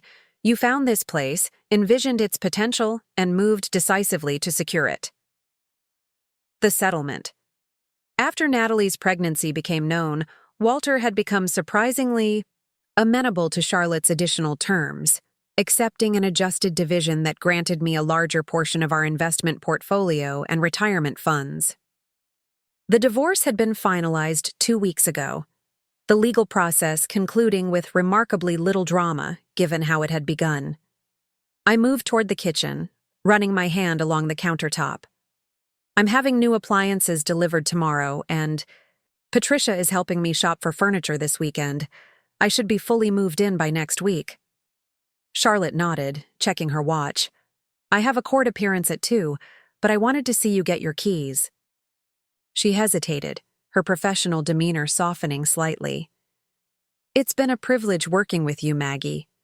Not all clients navigate this transition with such grace." I smiled, touched by her words. Charlotte had been more than just my attorney. Through this process, she'd been a steady guide as I reconstructed my life without Walter at its center. "I couldn't have done it without you." After Charlotte left, I wandered through my new home, mentally placing furniture and imagining morning. Coffee in the breakfast nook, quiet evenings reading by the fireplace, family gatherings around a dining table I had yet to buy. For the first time in my adult life, I would create a space that reflected only my preferences, my comfort, my aesthetic. I was measuring the living room windows for curtains when my phone rang. Andrea's name flashed on the screen. "Did you get the keys?" she asked immediately. "How does it feel?" "Wonderful," I replied honestly. "A little overwhelming, but in the best way. When can you come see it?" "That's actually why I'm calling. James and I want to organize a housewarming for you next weekend, once you're settled in. Nothing elaborate, just family and a few close friends to welcome you to your new home. Would that be all right?" The thoughtfulness of the gesture brought tears to my eyes. Through the divorce, both my children had been steadfastly supportive, expressing concern for my well-being while maintaining civil, if distant, relationships with their father. "That would be lovely, sweetheart. Thank you." "Great. I'll coordinate with James and text you details. And Mom? I'm really proud of you." After we hung up, I continued my measurements, making notes for curtains and blinds. As I worked, I found myself humming softly, a habit Walter had always found irritating, but that now felt like another small reclamation of self. The doorbell chimed, startling me. Probably another neighbor welcoming me to the street, I thought, heading toward the front door. Several residents had already stopped by since I'd begun the moving process, bringing small gifts and offers of assistance, a community warmth I hadn't experienced in our exclusive neighborhood with Walter. I opened the door to find not a neighbor, but Gerald Banks, Walter's longtime law partner. He stood on my new porch looking distinctly uncomfortable, his tall frame stiff in an expensive suit. "Margaret," he said, nodding formally. "I hope I'm not intruding." Surprise kept me momentarily silent. I'd known Gerald for over 30 years, but had never exchanged more than polite pleasantries with him at firm functions. Walter had always managed my social interactions with his colleagues, determining which partners' wives were suitable company for me. "Gerald," I finally managed, "this is unexpected. Please come in." I gestured to the empty living room. "I'm afraid I don't have anywhere to offer you to sit yet." He entered hesitantly, looking around the modest space. "Nice place. Very. Cozy." I waited, sensing he hadn't come to discuss my decorating choices. "What can I do for you, Gerald?" He cleared his throat, clearly uncomfortable. "I wanted to speak with you directly, Margaret, about Walter." He paused, seemed to consider his words carefully. "There's been some concerning behavior recently. I thought you should know." A familiar tension crept up my spine, the automatic response to Walter's problems that I'd cultivated over 50 years. I consciously relaxed my shoulders, reminding myself that Walter's issues were no longer mine to solve. "What kind of behavior?" Gerald shifted his weight, his discomfort palpable. "He's been erratic at work. Missing client meetings, submitting briefs late, showing up unprepared for court appearances. Last week, Judge Harmon threatened to hold him in contempt." He sighed heavily. "The partners are concerned. Walter's always been the backbone of our litigation department, but now—" "I'm sorry to hear that," I said carefully. "But I'm not sure why you're bringing this to me. Walter and I are divorced. His professional challenges are between him and the firm." Gerald met my gaze directly. "He's drinking, Margaret, not just socially but during the day. We found empty bottles in his office desk.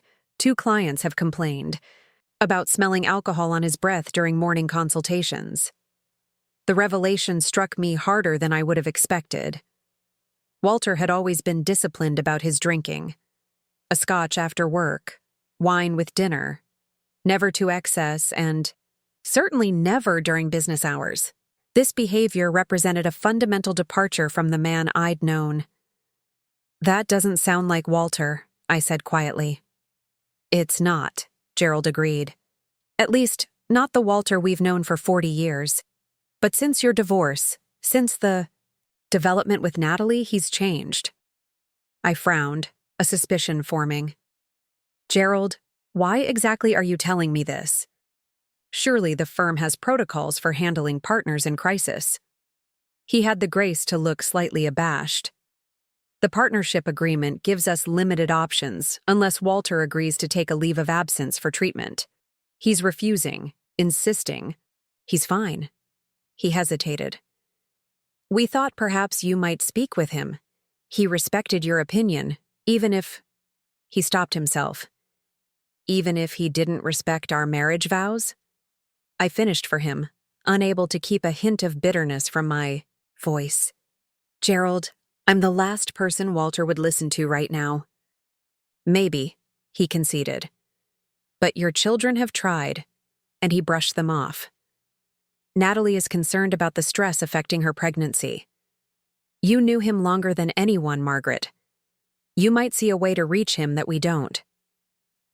I moved to the window, looking out at my new garden where spring flowers were beginning to bloom. Just weeks ago, I had finally extricated myself from Walter's life. The settlement was complete, the divorce finalized, my new home purchased. I was moving forward, reclaiming dreams long deferred. Did I really want to step back into the vortex of Walter's problems? I'm sorry, Gerald, I said finally. I sympathize with your situation, but I can't be the one to intervene. Walter made his choices. He needs to face the consequences without my involvement. Gerald nodded, not looking particularly surprised. I understand. I wouldn't have asked except that the situation is becoming dire. If his behavior continues, we may be forced to invoke the partnership's disability clause. It would effectively end his career at the firm. After Gerald left, I sat on the window seat, troubled by the encounter. Despite everything Walter had done, despite the pain and humiliation he'd caused, I couldn't feel satisfaction at the thought of his professional downfall. We had built separate lives now, but 50 years of shared history couldn't be erased by legal documents or divided assets. I called James, needing my son's perspective. Have you noticed changes in your father's behavior recently? I asked, after explaining Gerald's visit. James sighed heavily. Yes. When Andrea and I had dinner with him last month, he drank 3 scotches before the main course arrived. He was slurring by dessert. He paused. We've tried talking to him, Mom. He insists everything's fine, that he's just adjusting to change. What about Natalie? Surely she sees the problem. From what Dad said, she's focused on the pregnancy. She's having some complications, been put on bed rest recently. James's voice carried a hint of concern despite his complicated feelings. About his father's new relationship. The whole situation is a mess. After we hung up, I tried to refocus on my house preparations, but Gerald's visit had unsettled me. I found myself remembering moments from our marriage.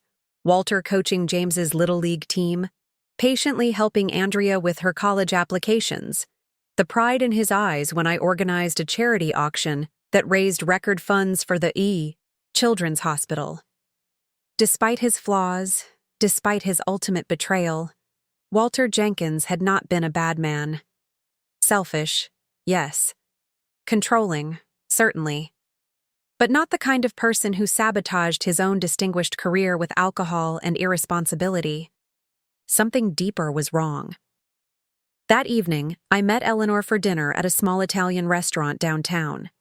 As always, her practical wisdom provided clarity. You're not responsible for Walter's well-being anymore, Maggie, she reminded me, twirling pasta on her fork. His choices, his consequences. I know, I agreed. But 50 years creates a connection that doesn't simply vanish because a judge signed divorce papers. Eleanor studied me thoughtfully. What are you considering?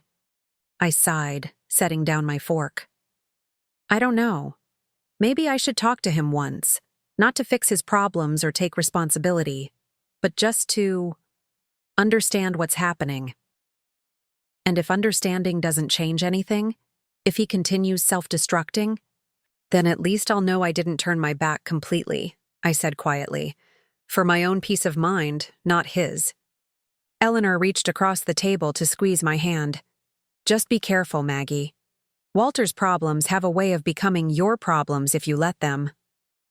The next morning, I called Walter's office, half expecting to be blocked by his assistant. Instead, she sounded relieved to hear from me. "Mrs. Jenkins? I mean, Ms. Cooper," she corrected herself. "Mr. Jenkins doesn't have appointments until this afternoon. I'm sure he'd make time to see you if you'd like to come in." An hour later, I found myself in the familiar lobby of Jenkins Banks and Associates, the law firm Walter had helped build. From a 3-person practice to one of the state's most prestigious, the receptionist greeted me warmly. I'd selected the artwork for these walls, organized the firm's holiday parties for decades. Walter's assistant, Marion, hurried to meet me. "Thank you for coming," she said quietly, leading me toward his corner office. "He's having a difficult morning." I steeled myself before entering, unsure what to expect. The office was as immaculate as always. Walter had never tolerated disorder. But the man behind the desk was almost unrecognizable. In just 2 months since our divorce was finalized, Walter had aged visibly.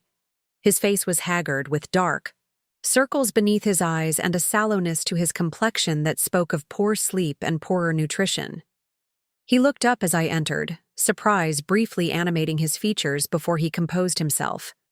"Margaret, this is unexpected." "Hello, Walter," I said, closing the door behind me. "You look terrible." A ghost of his old smile flickered across his face. Always refreshingly direct. "Please, sit." He gestured to the chair across from his desk. I took the offered seat, noting the slight tremor in his hand as he closed the file he'd been reviewing. "Gerald Banks came to see me yesterday." Walter's expression hardened. "Gerald should mind his own business." "The firm is his business," I pointed out, "and apparently your behavior is affecting it."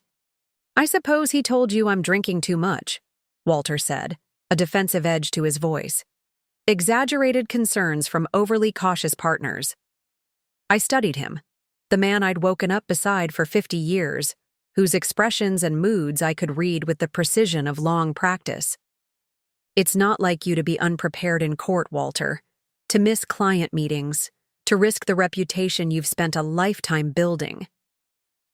Something flickered in his eyes. Shame, perhaps, or simple awareness that his denials wouldn't work with me. He leaned back in his chair, suddenly looking every one of his 74 years. "Everything's changed," he said finally. "The firm, the future I'd planned. Nothing is as it should be." "Because of our divorce." He laughed, a hollow sound without humor.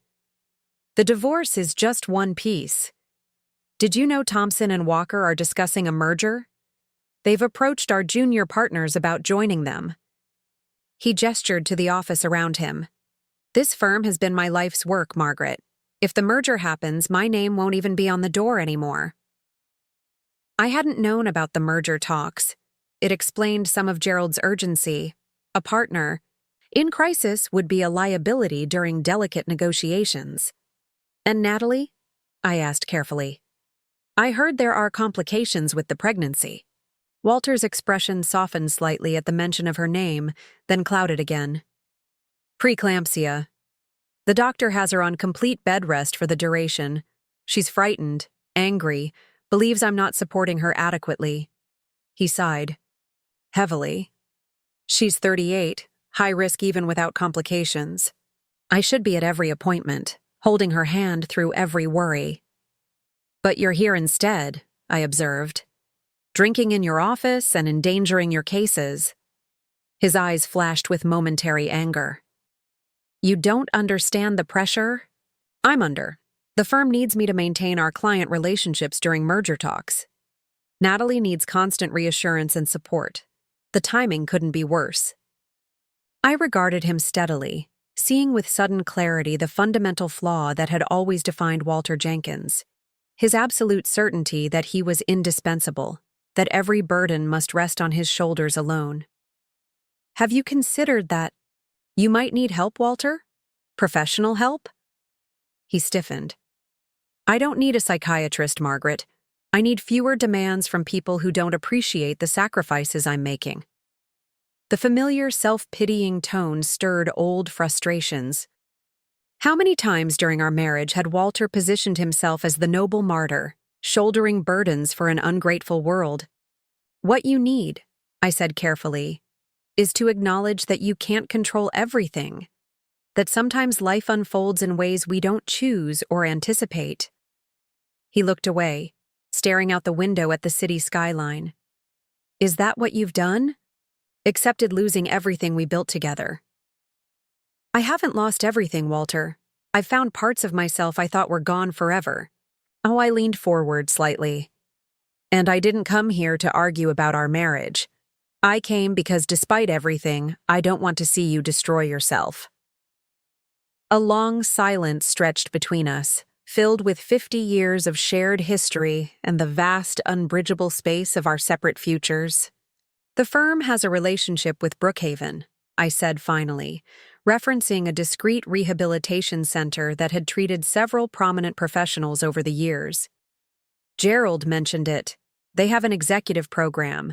You could frame it as a stress management retreat rather than alcohol treatment if that makes it easier." Walter's jaw tightened.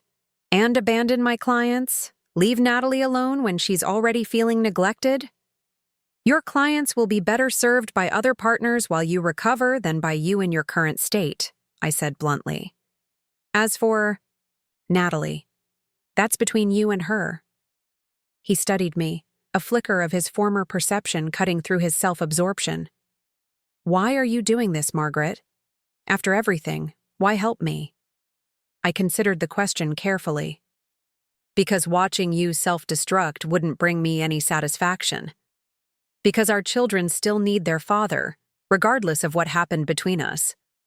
And because 50 years can't be erased by a few months of pain, no matter how acute."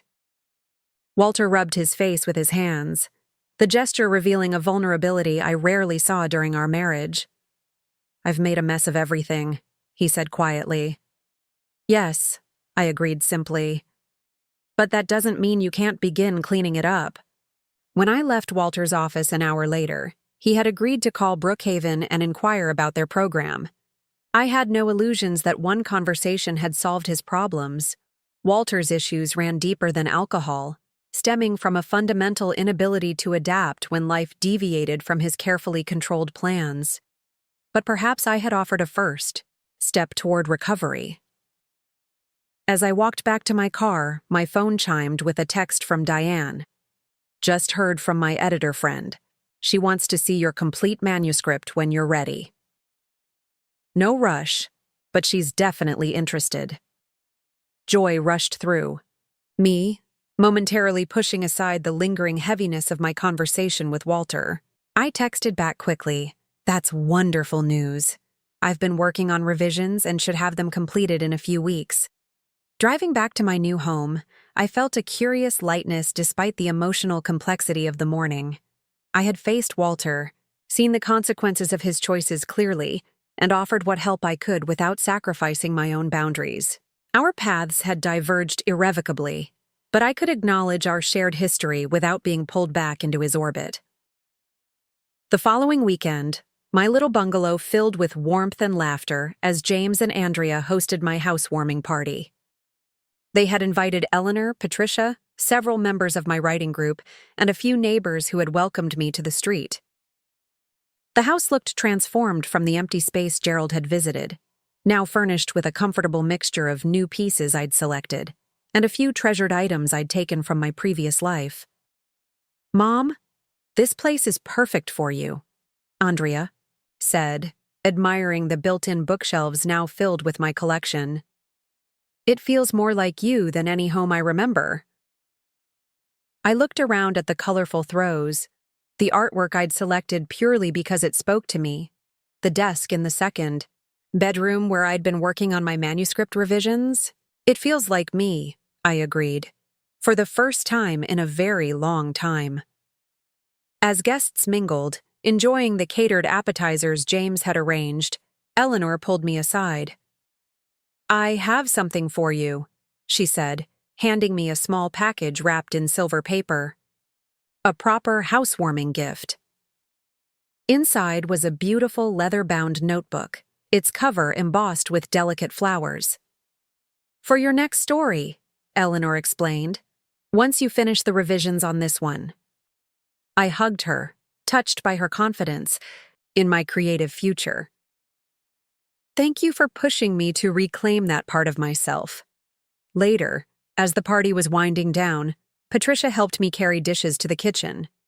"Have you heard from Walter since your talk?" she asked. "James told me he's entered the program at Brookhaven," I replied. "A 30-day initial stay, with outpatient follow-up." I loaded glasses into the dishwasher, considering my feelings about Walter's situation. "I hope it helps him." Patricia studied me carefully. "You've forgiven him, haven't you?" "Not entirely," I said truthfully. "But I'm not holding on to anger either. It takes too much energy that I'd rather invest in my own life now." After all the guests had left, I sat alone in my new living room, fireplace casting a warm glow across the hardwood floors.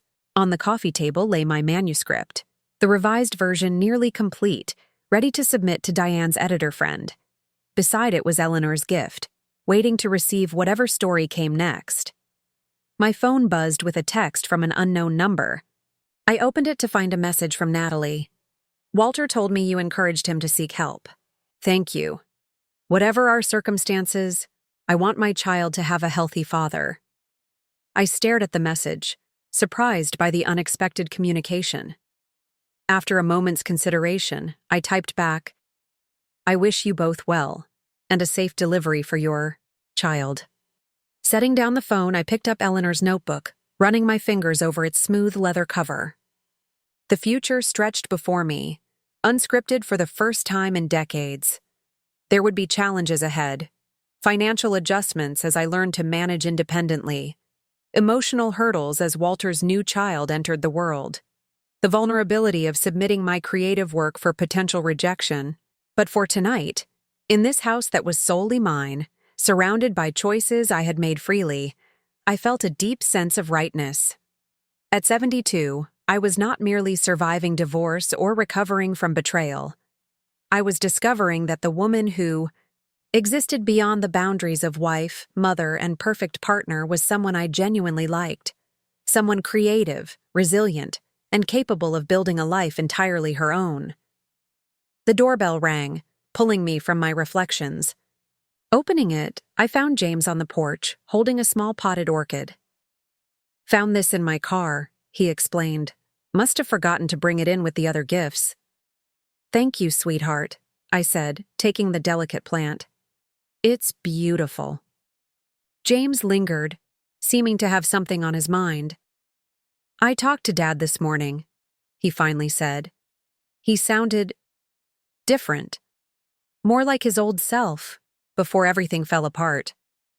I nodded, setting the orchid on a side table. "The program is structured. It probably helps him feel he has some control again. He mentioned you visited him at the office." James studied me curiously. "After everything he put you through, you still cared enough to try to help him." "It wasn't really about him," I explained, realizing the truth as I spoke it. "It was about who I want to be. Indifference would have been easier, but it's not who I am. Not who you and Andrea learned compassion from." James hugged me suddenly, tightly. "You're remarkable, Mom. I hope you know that." After he left, I returned to the living room, picking up the new notebook once more. Its blank pages represented possibilities I was only beginning to imagine. I opened to the first page, and with a sense of quiet ceremony, wrote my name. Maggie Cooper. Not Margaret Jenkins, the name I had worn for 50 years. Not even Margaret. Cooper, my formal birth name. But Maggie, the name I had chosen for myself at the writing group, the name that felt authentically mine. Below it, I wrote the title of a new story, one that had been forming in my mind these past weeks. Not a children's book this time, but something for women who, like me, were discovering themselves after decades of living in the shadows of others' needs and expectations. As I began to write, words flowing more easily than I could have imagined, I felt a certainty I had rarely experienced. The journey ahead might be uncharted, the path sometimes difficult, but for the first time in 50 years, I was walking it exactly as I chose, not as someone's wife, not as the perfect supporter of another's dreams, but as Maggie Cooper, author of her own life story. Autumn painted the trees in brilliant hues of amber and crimson as I placed the final box on my desk. 6 months had passed since I'd moved into my bungalow, and now I was arranging my new home office. The second bedroom, once a catch-all space for half-unpacked boxes and occasional visitors, was transforming into a proper writer's sanctuary. "A bit to the left," Eleanor directed from the doorway, eyeing the framed cover art that James was hanging on the wall. "Perfect." The artwork displayed the whimsical illustration for The Girl Who Heard Flowers, my children's book that would hit bookstore shelves next spring. Little Harbor Press had not only accepted my revised manuscript, but had paired me with a talented, young illustrator whose vision complemented my story beautifully. The advance had been modest, but the validation was priceless. "It looks so official," I said, stepping back to admire the framed artwork, like something a real author would have. "You are a real author," Eleanor reminded me. "Contract signed, advance cashed, publication date set." James finished securing the frame and joined us in admiring it. "Dad would never believe this," he said, then immediately looked chagrined. "Sorry, Mom, I didn't mean to bring him up." "It's all right," I assured him. "Your father is part of our family story, even now." Walter had completed his 30 days at Brookhaven and was continuing with outpatient treatment.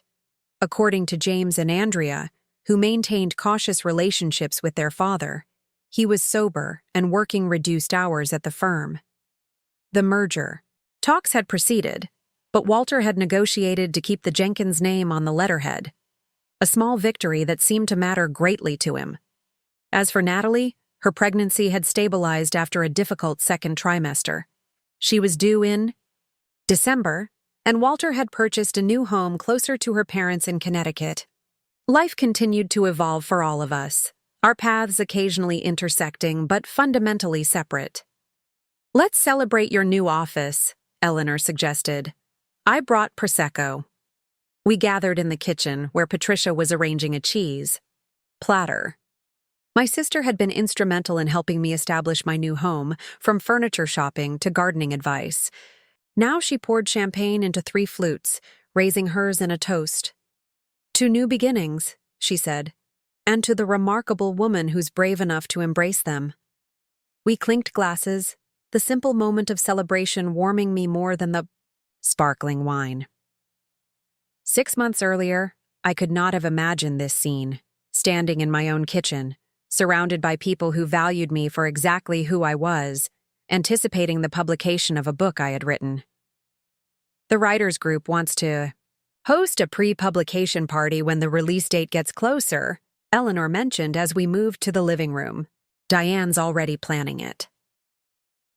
The Oak Ridge Writers' Circle had become a central part of my new life.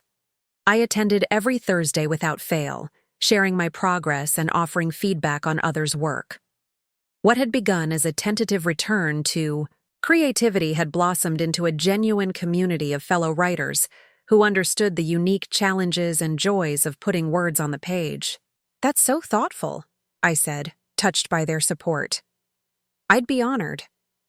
James checked his watch. "I should head out. Promised Andrea I'd help her with the kids this afternoon." He hugged me warmly. "I'm proud of you, Mom. Really proud." After he left, Eleanor, Patricia, and I continued our celebration, the conversation flowing easily from book plans to community events to Patricia's upcoming retirement from her nursing career. As dusk fell, casting long shadows across my cozy living room, I felt a profound sense of contentment. The path to this moment had been painful at times, but I wouldn't trade the hard-won peace I'd found for anything. "Earth to Maggie," Patricia said, waving her hand in front of my face. "You disappeared into your thoughts again. Eleanor asked about your other writing project. I smiled apologetically. Sorry. Yes, I've been working on it between revisions for the children's book. It's coming along slowly, but I'm not rushing it. The other project was the memoir I'd begun the night I'd written my name, my true name, Maggie Cooper, in Eleanor's gift notebook. Initially intended as a therapeutic exercise, it had evolved into something more structured, a reflection on identity, resilience, and rediscovering oneself after decades of living primarily for others. Any thoughts about trying to publish it eventually? Eleanor asked. Maybe, I admitted. But for now, I'm writing it for myself, and perhaps for other women who might recognize their own experiences in mine. The doorbell chimed, interrupting our conversation. I excused myself to answer it, surprised by the unexpected visitor. Opening the door, I found Andrea on my doorstep, her expression troubled. "Mom, I'm sorry to barge in," she said, stepping inside. I tried calling, but it went straight to voicemail. I checked my phone, realizing I'd left it on silent after the writing group meeting earlier that day. "What's wrong, sweetheart?" "It's Dad," she said, lowering her voice as she noticed Eleanor and Patricia in the living room. "He's at the hospital. Natalie went into premature labor. She's only at 32 weeks. He called James in a panic, and James is already on his way there." Concern immediately supplanted my peaceful mood. "Is Natalie all right? The baby?" "We don't know much yet. Dad was pretty incoherent on the phone." Andrea hesitated. "I know it's awkward, but I thought you should know. It's still our half-sibling." I squeezed her hand, appreciating her thoughtfulness. "Thank you for telling me. Do you want to go to the hospital?" She nodded. "James is there already. I'd feel better being there too, at least until we know more." I turned to Eleanor and Patricia, who had discreetly moved to the kitchen to give us privacy. "I'm sorry to cut our celebration short." "Don't apologize," Patricia said firmly. "Family comes first, complicated as it may be. Do you want me to drive you?" I considered the offer, then shook my head. "I think Andrea and I will go together." I met my daughter's eyes. "If that's all right with you?" The drive to Hartford Hospital took nearly an hour, giving Andrea and me time to talk. She had been the more visibly angry of my children when Walter's affair was revealed, her sense of justice deeply offended by his betrayal. "How are you feeling about all this?" I asked as we navigated the evening traffic. A new sibling is a significant change, especially under these circumstances.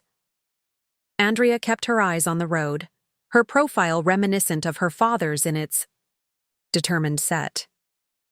"Honestly, it's strange.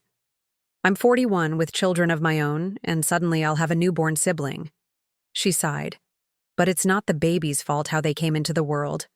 And seeing Dad these past months, struggling, trying to get sober, preparing for this child, I felt some of my anger fading."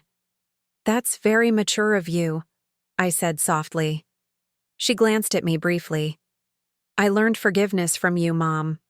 After everything Dad put you through, you still encouraged him to get help when he was falling apart." "Forgiveness isn't about excusing what happened," I clarified. "It's about not letting it consume you. Your father made choices that hurt us deeply, but holding on to that pain would only have limited my own life." Hartford Hospital's emergency. Entrance was brightly lit against the darkening sky. As we parked, Andrea's phone chimed with a text from James. "5th floor, maternity wing. Dad's in the waiting area." The elevator ride to the 5th floor felt surreal. Just months ago, I had been Margaret Jenkins, Walter's wife of 50 years. Now, I was voluntarily entering a hospital where my ex-husband awaited the premature birth of his child with another woman. Life took unexpected turns indeed. James met us in the hallway outside the maternity wing, his expression a mixture of concern and awkwardness. "Mom, you didn't have to come," he said, hugging me briefly. "How is everything?" I asked, ignoring his implicit question about my presence. Natalie's in surgery, emergency C-section. Dad's pretty shaken up. James lowered his voice. The baby's heart rate was dropping. They're concerned about oxygen levels. Andrea squeezed her brother's arm. Where's Dad now? In the waiting room. They won't let him into the surgical suite. I hesitated, suddenly uncertain about my place in this situation. I had come to support my children, but would my presence only complicate an already stressful moment for Walter? James seemed to read my hesitation. It's up to you, Mom. I can tell Dad you're here, or you can wait somewhere else if that's more comfortable. After a moment's consideration, I made my decision. I'll come to the waiting room. Whatever our past, we're all concerned for Natalie and the baby right now. The maternity waiting room was softly lit, with comfortable seating and calming artwork on the walls. Walter sat alone in a corner, his tall frame hunched forward, head in his hands. He looked up as we entered, and the naked vulnerability in his expression struck me forcefully.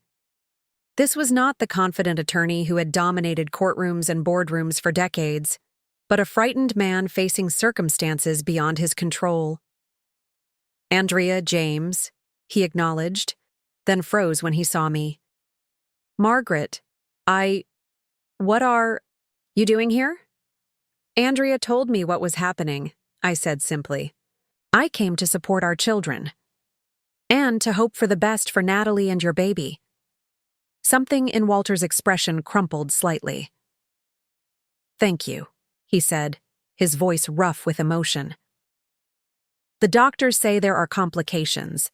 The umbilical cord is wrapped around the baby's neck. They're doing everything they can, but... He trailed off, unable to complete the thought. Andrea moved to sit beside her father, taking his hand in a gesture of comfort that would have been unimaginable 6 months earlier. James remained standing, his protective instincts clearly divided between his father's distress and concern about my comfort in this situation. Can I get anyone coffee? I offered, needing a moment to process the complex emotions swirling through me. James nodded gratefully. I'll help you. As we walked toward the small refreshment area, James spoke quietly. You're incredible, you know that? Most people in your position wouldn't be here. I selected cups from a stack near the coffee machine. I'm not here for Walter. I'm here because a child is being born under difficult circumstances, and because you and Andrea needed support. I paused, considering my next words carefully. But I'm also here because harboring bitterness would only poison my own life. I've worked too hard to reclaim my happiness to let that happen. James helped me prepare 4 coffees, adding cream and sugar according to each person's preference. A family ritual so ingrained he performed it automatically. As we carried the cups back to the waiting area, a doctor in surgical scrubs entered, her expression serious but not grim. Mr. Jenkins? She said, approaching Walter. Walter stood immediately, tension visible in every line of his body. Yes? How is Natalie? The baby? Ms. Harrison is stable, the doctor assured him. The cesarean went as well as could be expected, under the circumstances. She paused. Your son was born at 6:42 p.m., weighing 4 pounds, 3 ounces. He's experiencing some respiratory distress, which is common with premature births, and we've transferred him to the NICU. But he's alive? Walter asked, his voice cracking. Yes. He's receiving oxygen support and will remain in the NICU for monitoring. The next 48 hours will be critical, but he's showing good signs of fighting spirit. The doctor's expression softened slightly. Congratulations, Mr. Jenkins. Would you like to see him? Walter glanced at James and Andrea, then briefly at me, as if seeking permission or reassurance. Yes, he said finally. Yes, I would. I'll take you to the NICU, the doctor offered. You'll need to wash thoroughly and wear protective gear, but you can see him through the incubator. As Walter prepared to follow the doctor, He turned to me unexpectedly. "Margaret," he said, his voice low. "Thank you for being here. It means more than I can express." I nodded, acknowledging his gratitude without needing to verbalize my complicated feelings. Some journeys weren't meant to be shared, and Walter was embarking on one I would observe only from a distance. After Walter left with the doctor, Andrea, James, and I sat in contemplative silence, the reality of having a new half-sibling entering the world settling over them. "Did Dad mention what they're naming him?" I asked eventually. James shook his head. "Not to me." "William," Andrea supplied. "After Dad's father, William Thomas Jenkins." The name choice surprised me slightly. Walter had had a complex relationship with his father, a stern, demanding man whose approval had always seemed just beyond Walter's reach. Perhaps becoming a father again in his 70s had shifted Walter's perspective on that relationship. We remained in the waiting room for another hour until Walter returned, his expression transformed. Gone was the fear and uncertainty, replaced by a look of wonder I remembered well from James and Andrea's births. "He's so small," Walter said, his voice hushed with awe. "Smaller than either of you were, but the nurse said he's strong for his gestational age." He sat heavily, emotional exhaustion evident. "Natalie is still in recovery. She won't be able to see him until tomorrow." "How is she?" Andrea asked, genuine concern in her voice despite the complicated circumstances. "Stable. The doctor said the surgery went well, but she lost more blood than they liked. She'll need to stay in the hospital for at least a week." Walter ran a hand through his silver hair, a gesture so familiar it caused an unexpected pang of recognition. "I don't know how I'm going to manage everything. The house isn't ready yet. We were supposed to have 2 more months. What do you need help with?" James asked, stepping naturally into a supportive role. Walter looked surprised by the offer, then grateful. "The nursery furniture was delivered, but it's not assembled, and the house needs cleaning before Natalie comes home with the baby." "I can help with that," James said. "I'm decent with assembly. Instructions." "I can coordinate meals," Andrea offered after a moment's hesitation. "Some of the other mothers from my kids' school would help, I'm sure." Walter's eyes filled with tears, something I had rarely seen during our 50 years together. "I don't deserve your kindness," he said quietly. "Either of you." "No," Andrea agreed bluntly. "But William does. And we're his family, too." I excused myself to find the restroom, needing a moment alone to process the evening's events. In the quiet privacy of the hospital bathroom, I studied my reflection in the mirror. The woman who looked back at me had changed subtly but significantly over the past year. There was a confidence in her eyes, a serenity in her expression that hadn't been there before. What a strange, unpredictable journey life could be. A year ago, I had been preparing for my 50th anniversary, unaware that my marriage was already over in all but name. Now I stood in a hospital where my ex-husband's new child had just been born prematurely, observing my adult children demonstrate a capacity for forgiveness and family loyalty that filled me with quiet pride.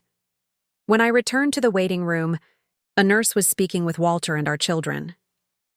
"Ms. Harrison is awake and asking for you," she told Walter. "She's still quite groggy from the anesthesia, but you can see her briefly." Walter nodded, then turned to James and Andrea. "Would you like to come? I know it's awkward, but she's going to be William's mother, your brother's mother." The olive branch wasn't lost on any of us. After a moment's hesitation, both James and Andrea agreed to a brief visit. Walter looked at me questioningly, but I shook my head slightly. There were boundaries that needed to be maintained, for my well-being and for Natalie's comfort. "I'll head home," I said. "Please let me know how Natalie and William are doing." As I gathered my purse, Walter stepped closer, lowering his voice. "Margaret." "Maggie," he corrected himself, using the name I had reclaimed. I never properly thanked you for encouraging me to seek help. These past months haven't been easy, but I'm sober. Thinking clearly for the first time in years, really. I'm glad, I said sincerely. Sobriety suits you, and William deserves a present, healthy father. Walter nodded, a flash of the old perceptiveness in his eyes. You look well. Happy, even. The house in Oak Ridge agrees with you. It's not just the house, I replied. It's discovering who I am when I'm not defined by being your wife. The children mentioned you're publishing a book? Yes, a children's story, actually. One I first wrote 30 years ago. A flicker of recognition crossed his face. The one about the little girl who could hear plants talking? You still had that? The fact that he remembered the story at all surprised me. He had been so dismissive when I first wrote it that I assumed he'd barely registered the content. Yes, I confirmed. Little Harbor Press is publishing it next spring. Something like regret passed across Walter's features. I should have encouraged you back then. Instead, He trailed off, then straightened his shoulders. Congratulations, Maggie, truly. Thank you, I said, accepting the belated support with grace. I should go. Give Natalie my best wishes for her recovery. As I walked toward the elevator, Andrea hurried to catch up with me. Mom, wait. Let me drive you home. I'm perfectly capable of driving myself, I assured her. I know that, she said, linking her arm through mine. But I'd like to spend the time with you if that's okay. We can talk on the way. The drive back to Oak Ridge was quieter than our journey to the hospital, both of us processing the evening's events in our own ways. As we neared my neighborhood, Andrea finally broke the silence. You could have refused to come tonight. You could have been bitter or angry, and everyone would have understood why. I watched the familiar streets pass by, houses warm with evening lights. What purpose would that have served? Being angry with Walter doesn't hurt him. It only hurts me. And despite everything, I want you and James to have a relationship with your father, and now with your half-brother. That's remarkably generous, Andrea observed. It's not generosity, I corrected gently. It's self-preservation. I spent 50 years organizing my life around Walter's needs and expectations. I won't spend what remains of it allowing his choices to determine my happiness. Andrea pulled into my driveway, but made no move to turn off the engine. Will you want to meet him? William, I mean. When he's stronger. The question gave me pause. I hadn't considered this possibility, though perhaps I should have. I don't know, I answered honestly. That might be a bridge too far, at least for now. But I'm glad you and James will be part of his life. Andrea leaned over to hug me. I love you, Mom. You've taught me so much this past year about dignity and strength. After she drove away, I entered my quiet house, immediately comforted by its welcoming atmosphere. I made a cup of herbal tea and carried it to my new office, sitting at the desk where my writing projects awaited. The framed cover art for The Girl Who Heard Flowers seemed to glow in the soft lamplight, a tangible reminder of dreams deferred but not forgotten. Opening my laptop, I returned to the memoir I'd been working on before the evening's unexpected events. The words flowed easily, my experiences at the hospital providing new perspective on the journey I'd been documenting. There was a symmetry to it all, as Walter began a new chapter of fatherhood in his 70s. I was embarking on my long-delayed career as an author. 2 weeks later, on a crisp Sunday morning, I was preparing for the writing group's monthly workshop when my doorbell rang. Opening it, I found James on my doorstep, his expression tentative. Mom, do you have a minute? There's someone I'd like you to meet. Stepping aside, he revealed Andrea standing behind him, carefully cradling a tiny bundle wrapped in a pale blue blanket. My breath caught as I realized what was happening. William was released from the NICU yesterday, Andrea explained softly. We thought you might want to meet him, if you're comfortable with that. I hesitated only briefly before nodding and stepping back to invite them in. Andrea moved to my sofa and gently shifted the blanket to reveal a tiny, perfect face. William? Thomas Jenkins had Walter's strong chin and what looked like Natalie's delicate nose, his small features still fluid with newness. Would you like to hold him? Andrea offered. Are you sure? I asked, suddenly uncertain. Does Natalie know you've brought him here? James nodded. It was her idea, actually, she said. He paused, choosing his words carefully. She said William should know the woman who raised such compassionate children. That regardless of the circumstances, you're part of his family story too. The unexpected generosity from Natalie touched me deeply. She had no obligation to include me in her child's life. Yet she had recognized the complex web of relationships that would always connect us through James and Andrea. I sat beside Andrea, and she carefully transferred the tiny baby into my arms. He weighed almost nothing, this new person who connected to my life in such an unexpected way. His eyes opened briefly, dark blue, as all newborns are, and seemed to focus on my face for a moment before closing again. Hello, William, I said softly. Welcome to the world. As I held him, I thought about the strange, unpredictable paths life takes us down. A year ago, I could never have imagined this moment. The pain of Walter's betrayal had been so acute, the public humiliation so complete, that the idea of holding his child with another woman would have seemed impossible. Yet here I was, rocking this innocent baby who knew nothing of the complicated adult circumstances surrounding his birth. He was simply a new life, full of possibilities, connected to mine through the children I had raised and loved. After William was settled back in Andrea's arms, James handed me an envelope. Dad asked me to give you this. You don't have to read it now, or ever, if you don't want to.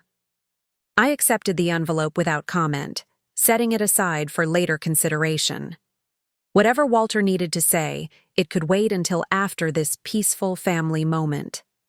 That evening, after my visitors had left and the house was quiet once more, I finally opened Walter's letter.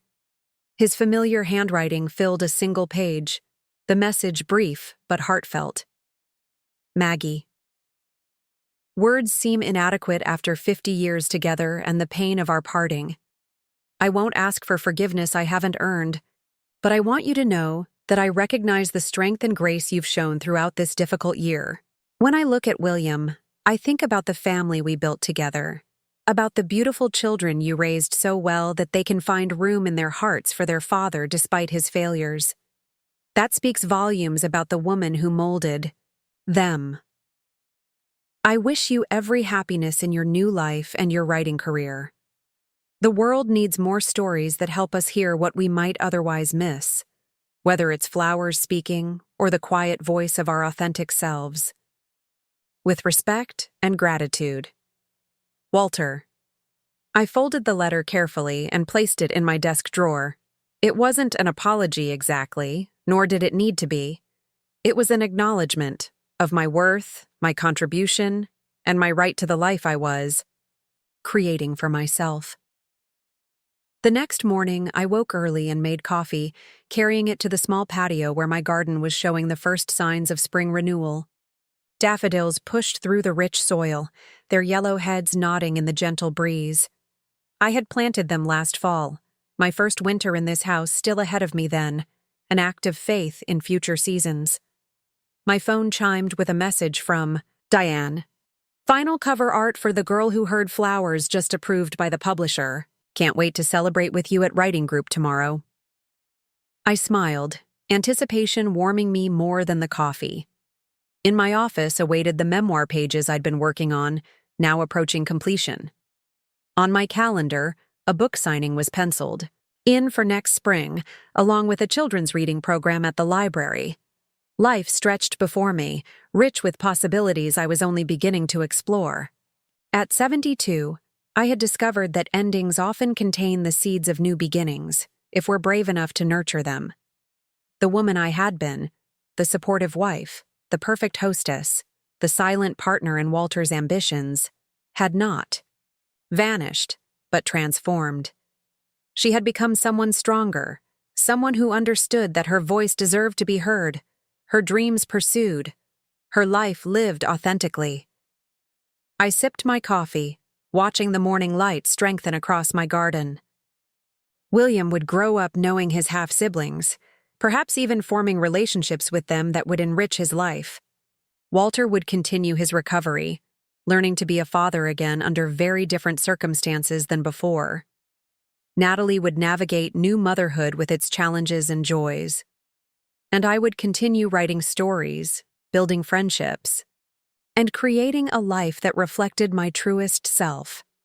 The gold band I had worn for 50 years no longer circled my finger, but something more valuable had taken its place, a sense of purpose, of identity beyond the roles that had defined me for so long. The anniversary that had begun with betrayal had ultimately given me an unexpected gift, the freedom to discover who Maggie Cooper truly was and the courage to become her fully at last. Up next, you've got 2 more standout stories right on your screen. If this one hit the mark, you won't want to pass these up. Just click and check them out.